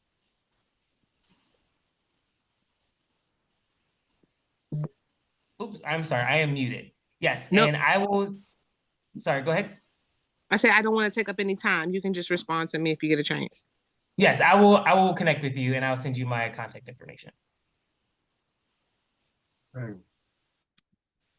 right. Anything else? Okay. All right. Thank you. All right. So we're going to continue moving along. Thank you again, Carlos. Next up, we're going to go to reports and presentations. First up, Enrique Cobham from Faith United Church of Christ to talk about the hypothermia shelter at Faith United Church of Christ that's going to be coming potentially here to the community. Enrique, and before he comes on, I just want to note, I know that this is another hot topic issue in the community. I've had many conversations with residents, long-term residents, new residents, folks that don't necessarily live in North Michigan Park, but still have, a stake or feel concerned or compelled one way or the other around this issue. What we are doing this evening is we are not voting. We are merely having Faith in our Church of Christ for the first time officially come before ANC 5A to provide information. Based upon what we hear tonight, what I hear tonight, I will make an assessment as to how to move forward in a very swift manner, because I know time is of the essence with everything that's going on. We are also not going to be here all night, so I will make sure that I respectfully cut the conversation at a proper time as I see fit. I just want to put that out there before I give Mr. Cobham the floor. Enrique, you can now present. Yes, but thank you very much. This is Enrique Cobham from Faith United Church of Christ. And we also have our moderator, Ebony Washington, who is the chief administrative person in the church at this point in time. Basically, we have been communicating with different parts of the community in the past few weeks. And the summary of what we're doing is that we came to an understanding that DC had a need for hypothermia centers. We found that out information in late July. We pursued it, and then we got communication back from DHS in late August. And from that time on, we had to then find out if our facility qualified for this type of service. At the point in time that we knew that we did, we then communicated. It was after the North Michigan Park Civic Association meeting, so we didn't do the September meeting, but we tried to make sure we got the October meeting to present, which we did. Out of that presentation, we then decided on a meeting with the community, which was on October 17th. And then now we are here. A couple key timing or communication perspective is that when we were having discussion with DHS about this, the center, we asked DHS if we had anything that we had to get approval from anybody. And they stated that we did not. So we proceeded. Nevertheless, once we found out that our facility qualified for the center, that's when we then communicated with our commissioner, Mr. Gordon Fletcher. Also, we communicated with Ms. Carmen Williams to make sure we could be on the agenda for the Civic Association meeting. And I'll turn it over to Washington to be more specific about the project. We did just want to share that the temporary hypothermia shelter site at the church will be for 35 women, up to 35 women. The season runs from November 1st through March 31st. We have shared here in person a brief link to a document that has some frequently asked questions based on a lot of the questions we received at the community meeting that we had last week. And let me think. That's about it. Sorry, yes, and the temporary site will run from 7 p.m. to 7 a.m. Yeah. So. And according to DHS, that the process is that they will be busing the unhoused individuals to the facility, and then they will provide transportation in the morning when they're leaving the facility. There's not an expectation, but we don't know. This is the first time doing something of this type. But the understanding is that most or all will leave on the bus in the morning, because most of the locations where they come from, they need to be back in those areas for their daily living. So we would have to see how that works out. The document or the link that we provided, we can try to see if we can send that good to. Anthony Black is going to put it in the chat, and I will put it in the note. I'll send it out. And also wanted to share that we are, based on the meeting we had last week, we would like to put together an advisory group that includes community members and church members. I'm sorry, excuse me 1 second. 1 second. For anyone that's not talking, please put yourself on mute. Okay. So we have included our contact information in the document that we shared, but I can also include it. But we are looking for community members who would like to work together to see what we can do to make this successful. We want to be as proactive as possible, but we really don't have the history to know all of what to expect, but we do want to work in collaboration with the community to make this project successful. If you're interested in being a part of this group, you can email or call us. The church number is 202-635-7777. Again, the number is 202-635-7777. And our email address is faithuccdc@gmail.com. And again, it's faithuccdc@gmail.com. Can we turn it over to questions? Yeah, and before questions, I believe some folks are saying that you cannot, the link is not working for them. Oh, I can fix that. Okay, so first, questions from commissioners. Any questions from commissioners? I want to ask a question.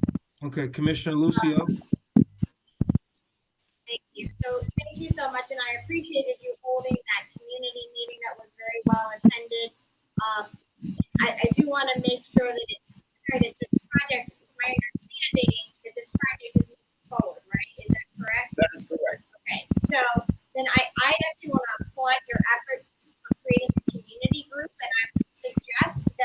Sure, I'm sorry, somebody needs to mute their microphone. Mr. Lockett. Mr. Lockett, Can I help you? No, Mr. Lockett, it's me. No, it's just Commissioner Lucio. Let me please, as chair, Mr. Lockett, can you just please mute your mic? Thank you. Commissioner Lucio, continue. okay, so what I was going to say was I wanted to applaud your efforts for doing that community group, and I would suggest that there be a representative from the ANC. Chairman Fletcher, it's in your single member district, so you seem like the natural person. I would also suggest that there be a representative from the North Michigan Park Civic Association, but then I would also strongly encourage any other community members who want to be a part of this group. And I know that it was mentioned when we met that you all were looking for community input, not just on this, but other ways you can be involved with the community. And I think this is a really good first step in how to do that, in bringing together a group of people who can be sort of advocates as well as provide input from the community about things you all can do to help serve the community and also get out your messages to the community. So thank you for doing that. Thank you. Commissioner Lucy. Okay. Any other questions or comments from commissioners? All right. To the community. I see one. Yes, we have a few in the audience. Okay, so all right, because I want to capture everyone before say your piece now. Let me know if you would like to ask a question, make a comment. I see 2 online. I see And 2 in the audience also. Okay, 3 in the audience. So Maya Brannon, Charles Lockett online. I'm going to recognize the online folks first, and then we'll go to in person. Maya, hello, nice to see you. And you have the floor. Thank you, Commissioner Fletcher. I just wanted to find out for sure if the way to get involved as a community member with the advisory group is to call or email the church, or if that's something that we should be doing through the link. It's to call or email the church. Perfect. I'm right across the street from you all. So close I get your mail sometimes. And I am very thankful and grateful for the service that you are hoping to provide here. Thank you very much. I see Mr. Lockett, and then Mr. Oliver, I see you as well, and then we'll go in person. Am I good? You are. Okay, thank you. Good evening, everyone. I participated in the meeting last week, and the meeting didn't turn out as pleasant as I thought it was going to be.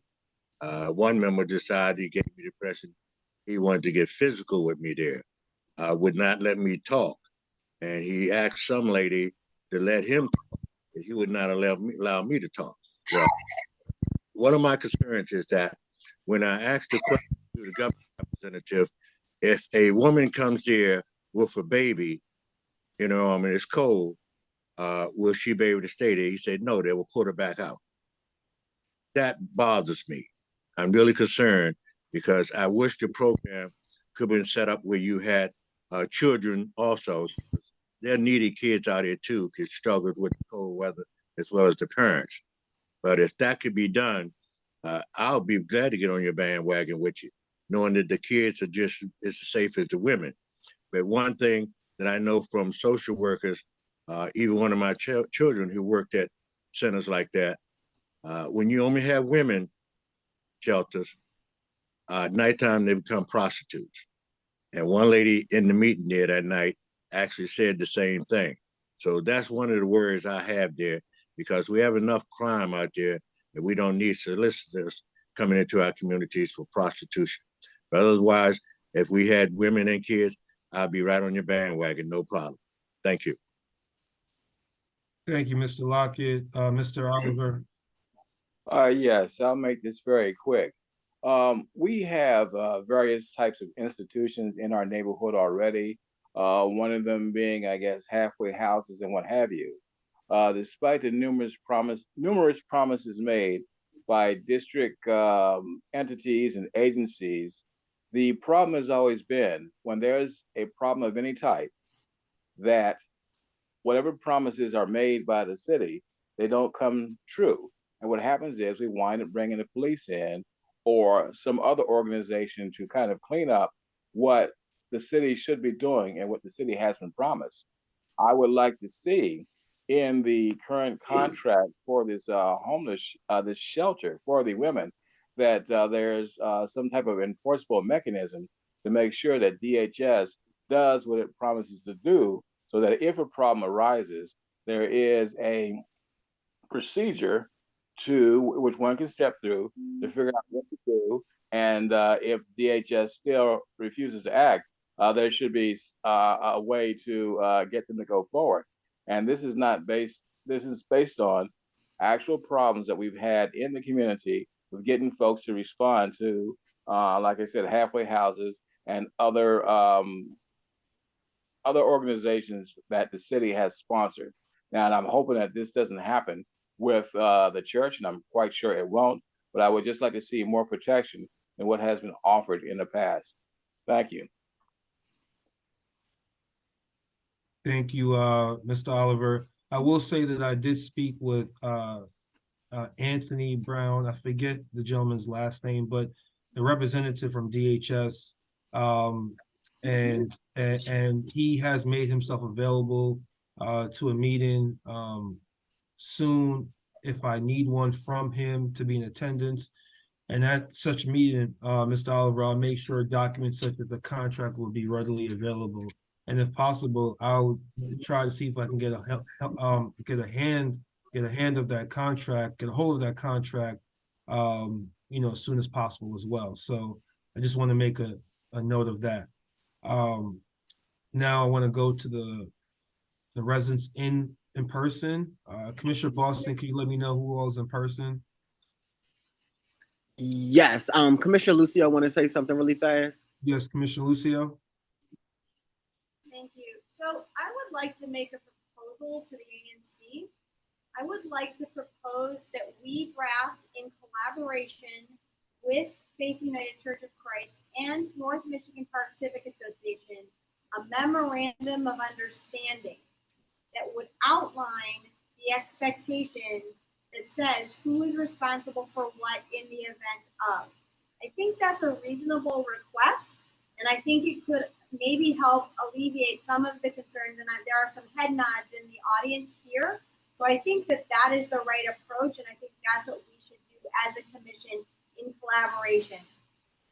Yeah, so I'm therefore proposing that we do that as an ANC. Commissioner Lucy, wait, Commissioner Lucy, can you say the end part? Can you say the latter part of that? Yes, so I am proposing, and I will do this as a formal motion. I'm making a motion that ANC 5A will, in collaboration, and I got to remember this because I got to write it down, although Commissioner Booth's got my back, I think. I'm making a motion that ANC 5A, in collaboration with Faith United Church of Christ and the North Michigan Park Civic Association, will develop a memorandum of understanding that outlines the expectations of the church, of the city, and of the community so that everybody is understanding of what the expectations are. Okay. Second. What happened? Yeah, so it would be if then, what happens if, and then what happens? What happens if there is, we'll try and, obviously we're not going to be able to address any and all situations, but we're going to try and at least address the things that we think are the major concerns of the community. And it was seconded by Commissioner Bethune. Okay, so commissioners, there's a motion been made by Commissioner Lucio for us to create for ANC 5A in conjunction with Faith United Church of Christ and North Michigan Park Civic Association to create a MOU, a memorandum of understanding regarding what will occur with the temporary hypothermia center at Faith United Church of Christ. That's in essence what that motion is. I hope I captured the spirit of the motion, if nothing else. Okay. It's been properly moved by Commissioner Lucio, seconded by Commissioner Bukum. Ready for the question. I see we're. No, there's comments. So we're in the question period. Commissioner, Mr. Hopcamp, I see that you have your hand raised. What I had my comment. What in the context of the understanding, the concept of what happens in the center is a little bit challenging because there's already regulations associated with how they run the center. So the memorandum of understanding might be something of kind of like what happens sort of like after or something like that because we can't really say because we are not running the center. We're just providing the space for the city, and the city has they have security and the like. So the wording of the memorandum. That's fine. We can work out all those details. I think the idea that. is just that we want to create a shared document that's supportive of all three groups. Was that your question? And that is the essence of what the MOU is. But hold on, we're going to keep order here because I see a couple hands. I see commissioners' hands raised. The chair first recognizes Commissioner Cozart and then Vice Chair Toure. Thank you, Chairman Fletcher. I actually had the same concerns. I think that a MOU might be a bit overreaching, and I just want to make sure that it's clearly outlined on what regulations proceed, you know, the understanding and whatnot, and just make sure we're not, you know, out of order in where we're putting in a letter of understanding. Also, I'd like to see a timeline of when we anticipate getting this done. Okay, thank you. Vice Chair Toure, you have the floor. I agree with the comments of Commissioner Cozart. MOU is a legal document. You can't force a party to enter into an MOU. We can vote on having an MOU, but that doesn't mean that legal document will be enforced by the other party.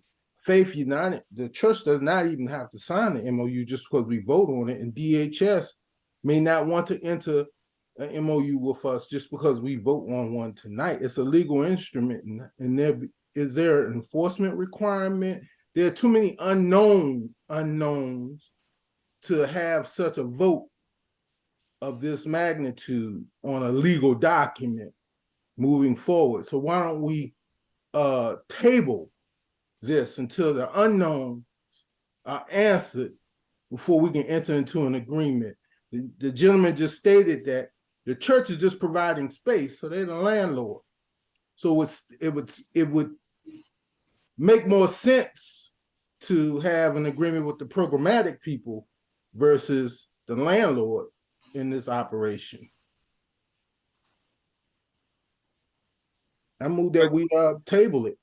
Vice Chair Toure, we are in a motion right now. I hear your comments. One thing I will say to that, yeah, but me stating that we should table it is proper in this context. You could ask your parliamentarian. I can request that we table this motion just because we're in a motion right now. Ask the parliamentarian. I'm correct on that. Parliamentarian, can you provide guidance regarding this, please? We can move to table a motion that's already in process. What votes do we need to do to take such action? We can go majority vote, or the chair can make a final decision. Can I make an amendment to my motion? The maker of the motion. But they're technically Vice Chair Toure has already put out a motion, so we would have to. No, I put out a motion before he did. But hold on, we just got. But it's proper for it to be tabled. Vice Chair Toure, you gave a suggestion to me. I took that suggestion. I sought advice from a parliamentarian. I've been given guidance. So now it's going to be my decision as to either table this or call for majority vote to table the motion. So I'm going to call for a majority vote to table the motion. All those in favor of tabling the motion made by Commissioner Lucio say aye. Aye.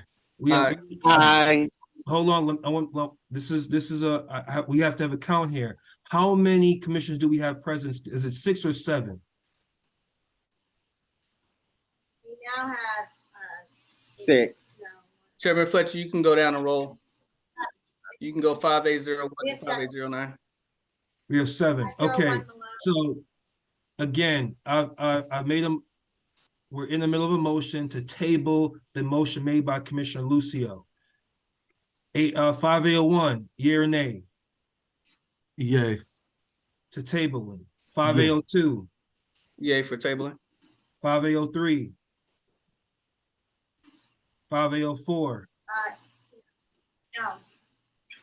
5804. Yay. 5805. Yay. 5806. Yay. 5807. And there's no 5809. So No, 507 is vacant. 509 is not vacant. thank you. 5809. No. 5809? No. She said no. The ayes have it. This motion is tabled. We're moving on. All right, we had some questions from the audience. Could we take those now? How many questions in the audience? That fine, Chairman Fletcher? How many questions in the audience?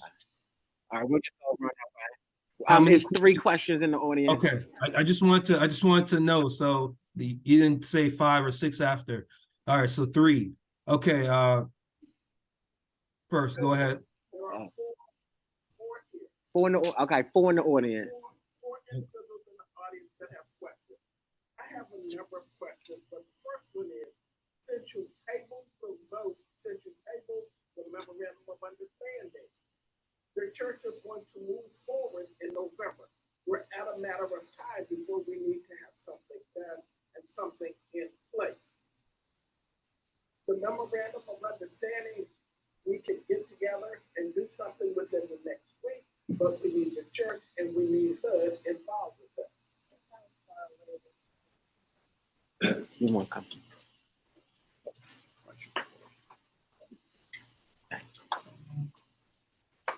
Okay, thank you, Commissioner.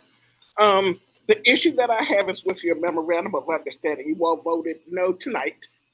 However, the church is going to move forward within the next week with their plan. That was not something that the community actually wants. I'm not going to speak for the community. I'm only going to speak for myself. I am a 200-footer. I am a resident of North Michigan Park. And yes, this does affect me and it affects the folks that are here in this room. Okay, can I speak for the folks that are in this room? They're all nodding their head. I have a number of questions. If they move forward with this, again, the church is the landlord. HUD, you all can only tell us what's going to happen on the inside of your property. You cannot tell us, and you can't prepare the community what's going to happen outside for something that you're bringing into your church. One of the issues that I have is you're bringing folks in, you have beds for 35. 36 and 37 walk up to your door and you turn them away. What you all said in the meeting is they would get on the bus and you would send them somewhere else. You would take them somewhere else, or they can walk away. Walking away puts them in our community. Okay, I've taken pictures of homeless ladies just today up on 12th Street. If anyone who lives in North Michigan Park remembers the homeless man that was camped out at the bus shelter in front of the McDonald's, he was there for 6 months before the city finally got him moved. 6 months prior to that, someone bought him and dumped him in the community. He didn't get there on his own. He was in a wheelchair. He had no legs. When they first dumped him, they dumped him at 11th and South Dakota Avenue in the rain.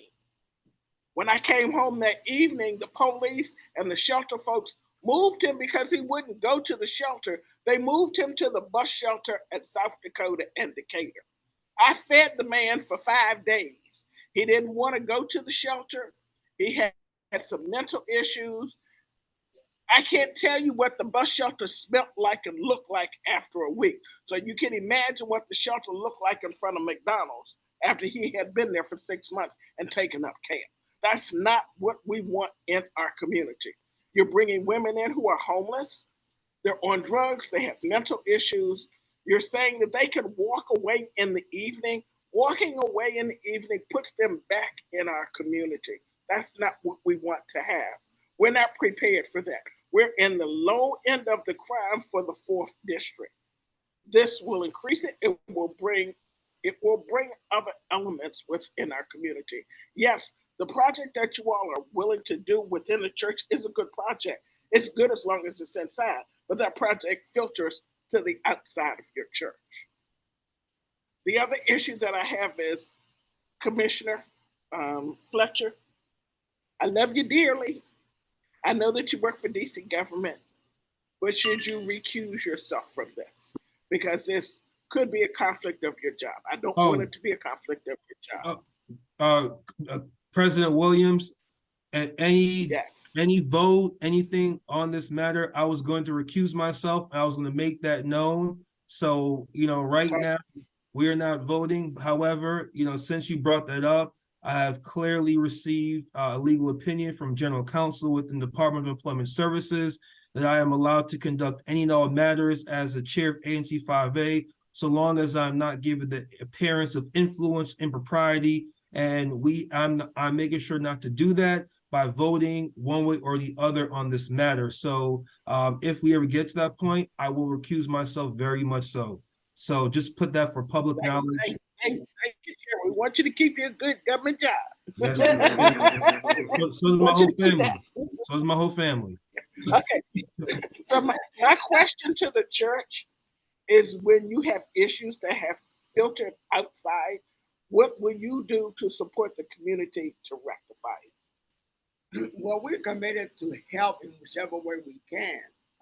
We have to deal with actual events and work from the point of view of the actual event that is taking place. Okay. We don't have an objection to the memorandum of understanding. It's just that, likewise, we can't assure some things that we really can't. But this is new, so I understand the history that the community has had. We are committed. We don't plan to move out of the community.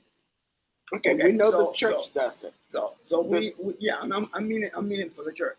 So we want to work with the community, not just now, but into the future. Yeah. We have other projects that are upcoming, so we want to have community support. The thing is that for this project, the actual experience or the actual event will then drive what we can do and what we can do together. We don't want to say they off our property. That's not the intent of our relationship. We want to be able to work on what solutions can be done or made or had for whatever comes out of the project. That's our intent. Okay, so how many of your members live in North Michigan Park? Not many. How many? You guys, no, we have some. We have some members. Well, I won't get into that. The issue is this: just as they don't live in the community, you guys better join the church too. So it's a two-way on that part. Okay. So I have to bring this. I got to bring this back because we're going to be here all night talking about this, and there are other things to discuss as well. And we're going to need a separate. We can agree. I just want to be clear that all of this is happening very quickly. There's not been much time to move, to meet, to obtain community engagement, nothing. Okay, and so what we're trying to do right now is together, once again, figure out the best way to move forward. Going forward, we will have a meeting around this. The next meeting that happens around this, it will be for my single member district. However, I will recuse myself, and I'm going to appoint somebody else to conduct that meeting. That way I'm not even in the forefront. I'm not speaking. I am quiet. I am in the back. But we will have a separate meeting around this matter within the next couple days to try and figure out what we can do with this truncated time period that we're working with. But I want to be clear, we're not going to solve this right here, right now. This is just to let folks know what's going on regarding this critical issue in our community through ANC 5A.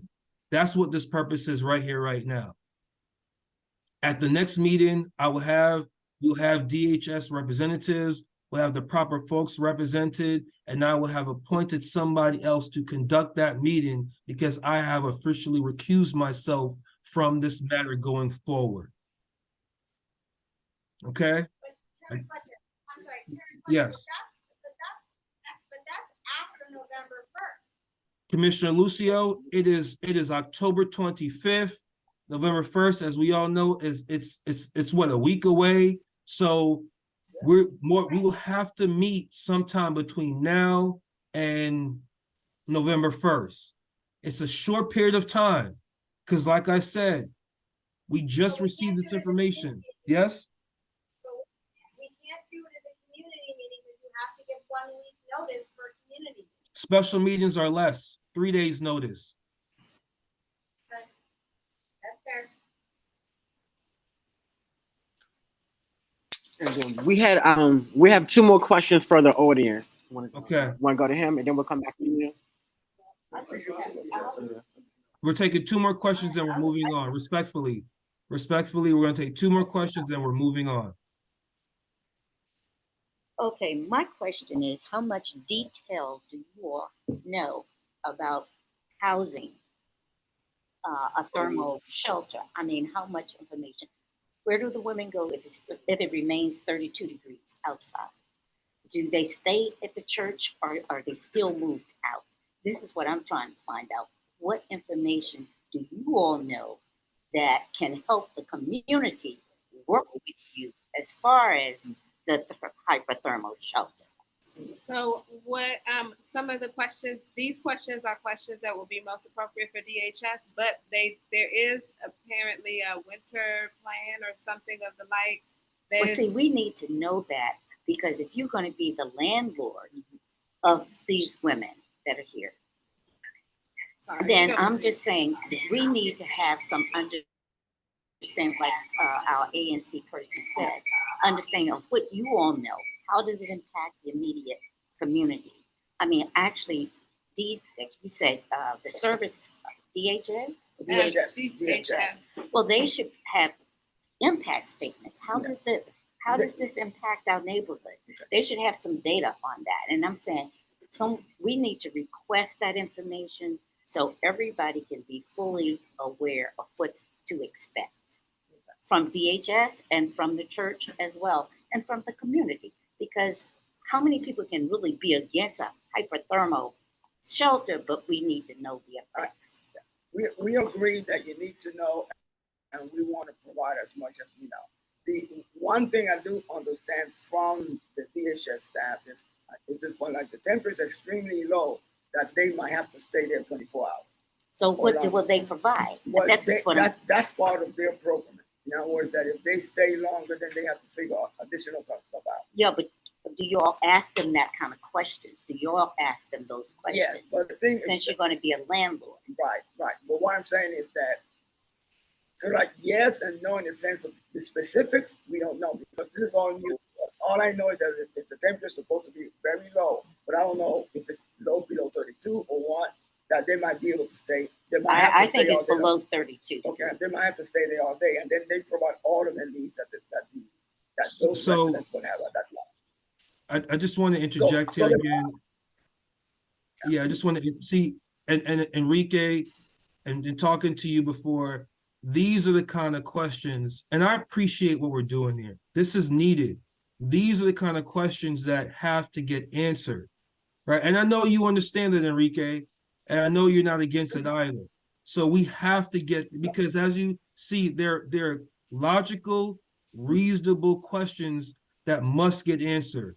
There are folks that possibly want to support this, but can't until they get a full picture of what's happening. And so just to re-educate everyone, the ANC is the body that governs this community, that supports the community, that information has to be disseminated through. Nothing can be done if it doesn't come through ANC 5A, it's not done properly in this community. So this being this case, we're gonna have to have a special meeting before November 1st, where we're going to have all of these questions answered. The next thing I ask the community for now, send emails to me, to ANC 5808 at anc.dc.gov. Questions that you want answered, send them directly to me. And I'll put my email in the chat. That way I can ensure that I can get the questions answered, if not before the special meeting, at the special meeting. And again, I'm going to recuse myself. So when you send them to me, I'm not going to answer them. I'm going to disseminate them to the proper person. If between now and then I appoint that person and we can communicate that information, and you will be able to send it directly to that person. If I knew who that person was right here, right now, I wouldn't even say send it to me first. Okay, but again, just send the questions to myself or the Commissioner Lucio. We will figure out a time to have a special meeting and get everything answered.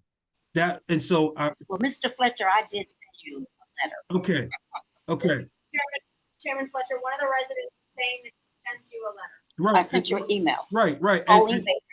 And so that one email, thank you. I'm saying others as well. That way we can, and I will respond to that email and say other emails as well. Send them that way. I can send them all to the proper party going forward.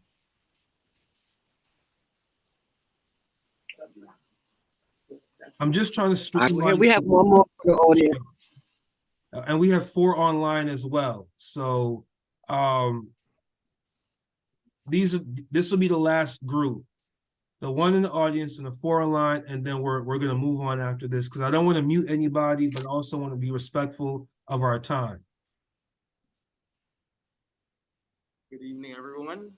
My name is Joshua Drumming. I'm here from the Washington Legal Clinic for the Homeless, but I'm also here as someone that was formerly homeless. So I'm listening to a lot of the things that have been talked about tonight, but also in the neighborhood meeting last week.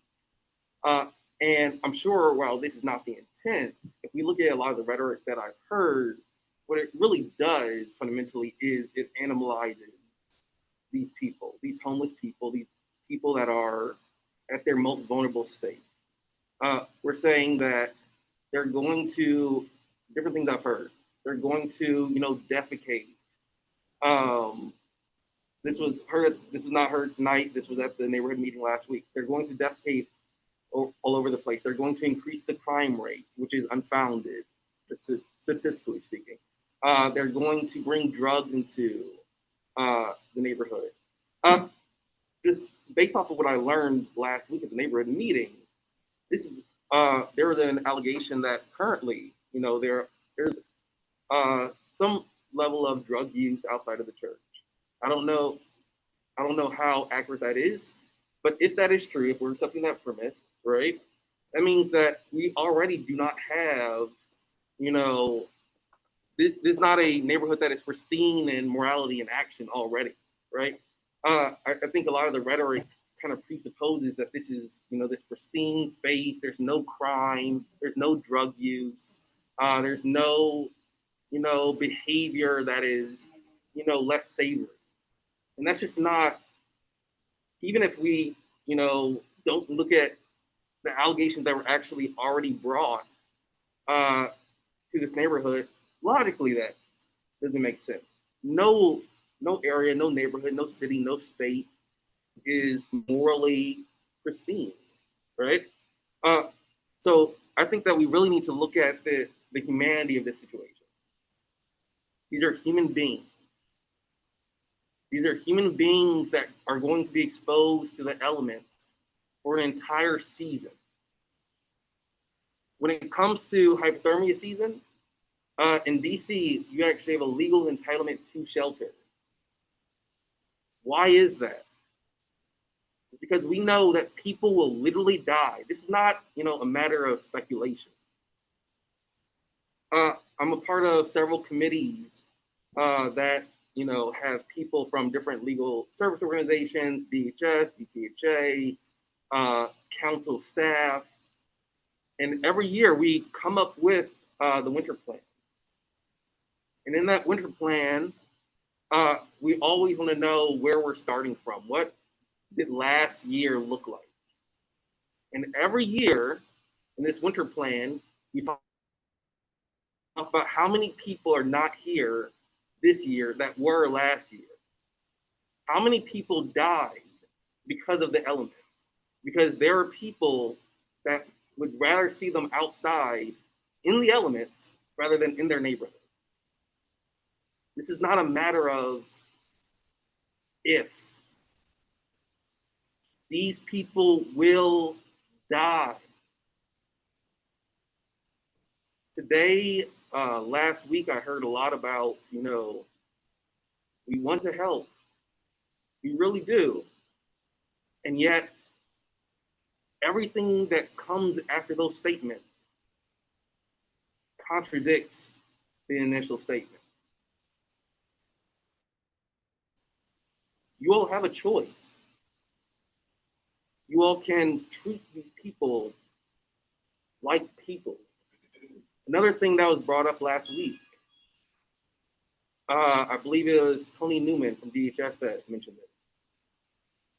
I know this is certainly true of myself. We are all one paycheck away from being in these same people's position. What would you want, the neighborhood consensus to be if you were one paycheck away and lost your house? What would you want the neighborhood consensus to be if, your son, your daughter, your cousin, your mother, your father, they lost that one paycheck. They were on the street. I am under no, I'm not naive enough to believe that this is an ideal situation. It's not, and I can certainly sympathize with some of the, grievances, I don't concerns. I don't want to be rude, but if you could wrap it up. Yes. Absolutely. Yeah. Thank you. I'm gonna end this with, these are human beings. Can we treat them as such? Thank you. Thank you. Thank you. So, Commissioner Cozart. Yes, sir. Did you have I see your hand raised. I'm acknowledging you, giving you the No, floor. I'm good. It's Okay. late. Thank you. Thank you. Thank you very much. Ms. Deb, you have the floor. Thank you. I don't want to rehash the MOU argument or what have you, and I stated this in the chat, I think with regard to an MOU, I think it's just a memorandum of understanding between the church, the ANC, and the North Michigan Park Civic Association about how to communicate any issues that may come up. We don't know what may come up, but having a plan of communication between the three of any perceived or real or whatever issues that may arise, I think that's what the MOU should be focused on. How's that communication going to be made? That's it. Thank you. Thank you. And I think at the special meeting with the proper parties, we could hopefully, see if that's something we could agree upon. Former Commissioner Washington, you have the floor. Yeah, I was just going to say exactly what Deb was saying. Maybe it should not have been said to call it a memorandum of understanding. It could have been called a letter or agreement or something. But I think what Deb said, I echo 100%. That's what should have been done. Okay. Okay. All right. Thank you for that. And please come with these thoughts and opinions to the special meeting as well. They will be needed. Okay. Angel, you have the floor. Yes, to piggyback on what they said, but I just want to also make sure that we understand that no matter how this goes, come November 1st, the church is operating with the intent to move forward. So what we need to do is make sure that there's a level of communication, but there's a level of accountability as well. And that after the accountability, talk about offenses and how they are to be addressed, like time management, like response times and things of that nature, so that we can act in the moment and like plan it out, because they're going to move forward no matter what. And to that point, which I really appreciate, to that point, that's why the time is of the essence in terms of having a special meeting where we get all the proper parties at the table so we can have those discussions and not silo conversations. Because again, that's kind of what's happening right now. One of the missing pieces is DHS. That's right. So at the special meeting, and I've spoken to Anthony Newman. Thank you, whoever said his name, for me to remember his last name. I spoke to him today, and he would have been here tonight, but he already had another community meeting to attend. So he's going to make himself available all of next week, whenever we need. So community, we're going to have all the pieces together to put us in a position to do what's best for all of us in this situation. As I am going to recuse myself, I want to keep reiterating that. And what I've decided, and I've spoken to Vice Chairman Toure, he will lead that special meeting as vice chair.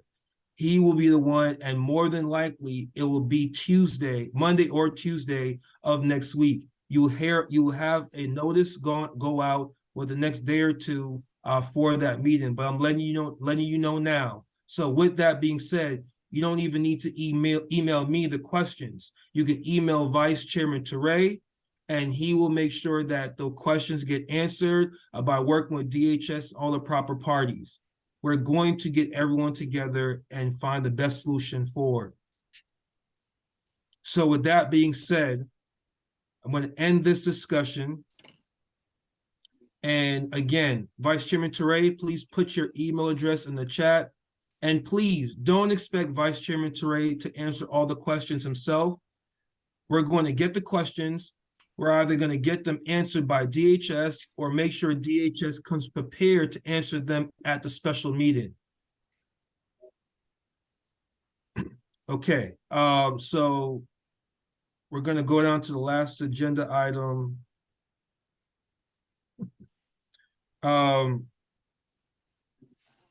Sorry. I believe it's a presentation, y'all. Hold on 1 second. Chairman Fletcher, Mr. Thorpe is not here. Oh, he's not here. Is he online? He's not here. He's not here. But we do have one more item that the commission has to vote on at the very bottom. What is that one item? Oh, yes, the next meeting. Thank you for that. And before that, I did see, and I'm going to take a point of privilege here with the little time that we have left. I had some of my students from one of the classes that I do teach. They came on to see a local government meeting in action. And I can't wait to get their takeaways from this meeting at our next class. But with that being said, I know one student had a question. I think Anthony Black, you might be able to answer. Don't mean to put you on the spot. He's not here anymore. Okay. He's not here.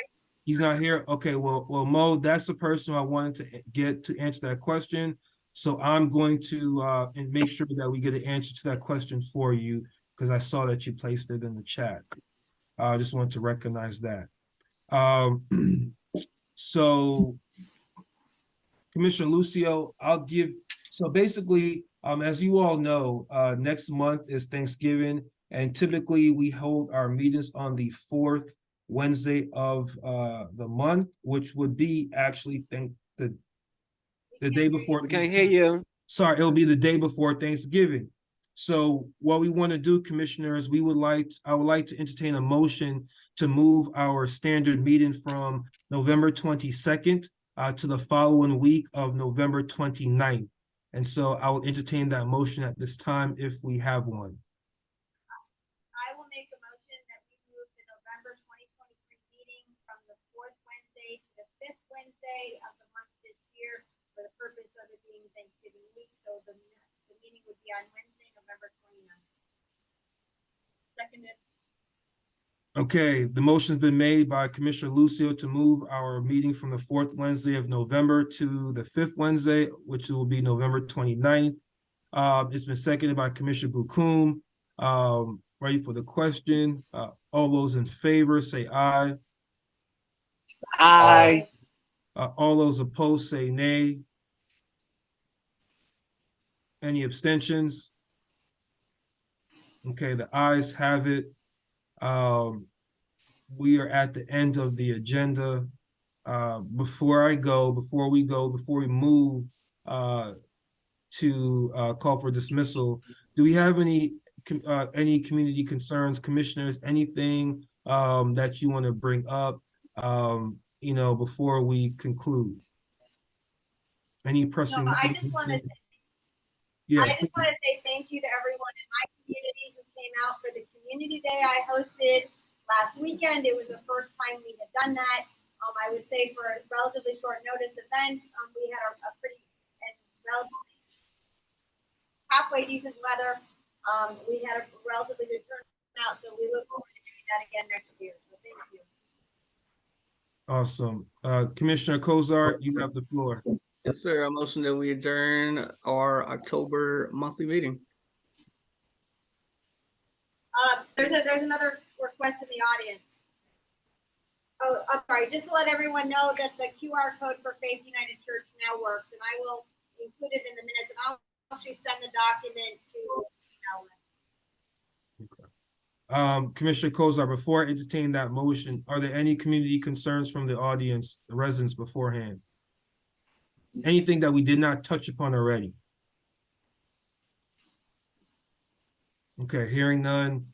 And I see Mr. Bowser. I just see Mr. Bowser on the line, so I want to acknowledge you, even if it's at the end, Mr. Bowser and Mrs. Bowser. Thank you all for joining, as always.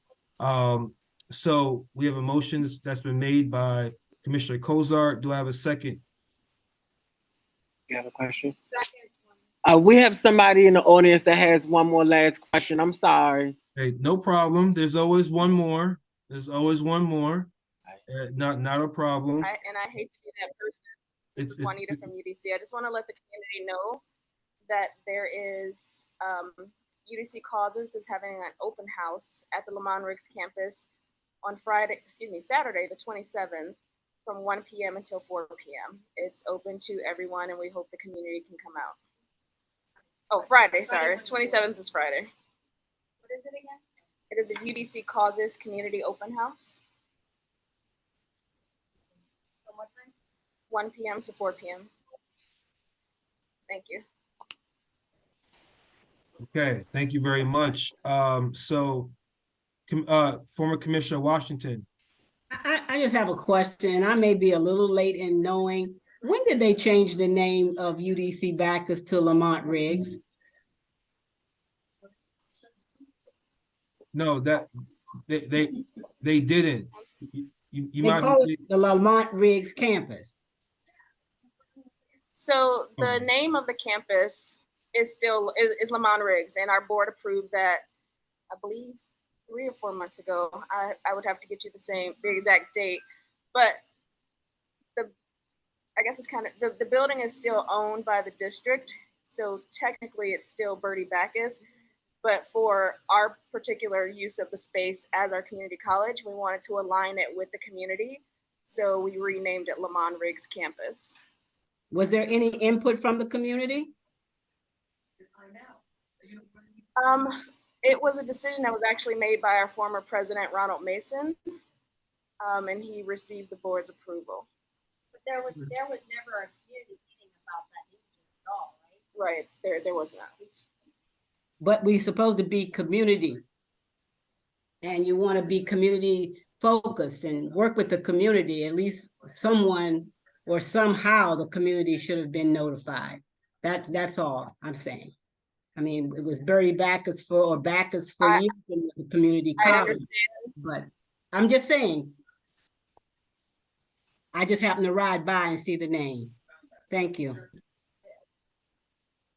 I thank you for your question. I would agree with that. I think that this should have been brought to the community before this was finalized, because I think the community had input with it in originally, and so there should have been further community input on the change. I understand that, and unfortunately, I cannot speak for the former president and why he made that decision, but I can take it to the current president and let him know that the community does have concerns that community input was not taken before the name change was made. Thank you. You're welcome. Thank you. Hey, look, listen, no matter what, I gotta just recognize former Commissioner Washington, accountability. I appreciate you, former Commissioner Washington. Thank you very much for that. And just reminding us about the significance and importance of community engagement. So, do we have any other comments? Any other questions?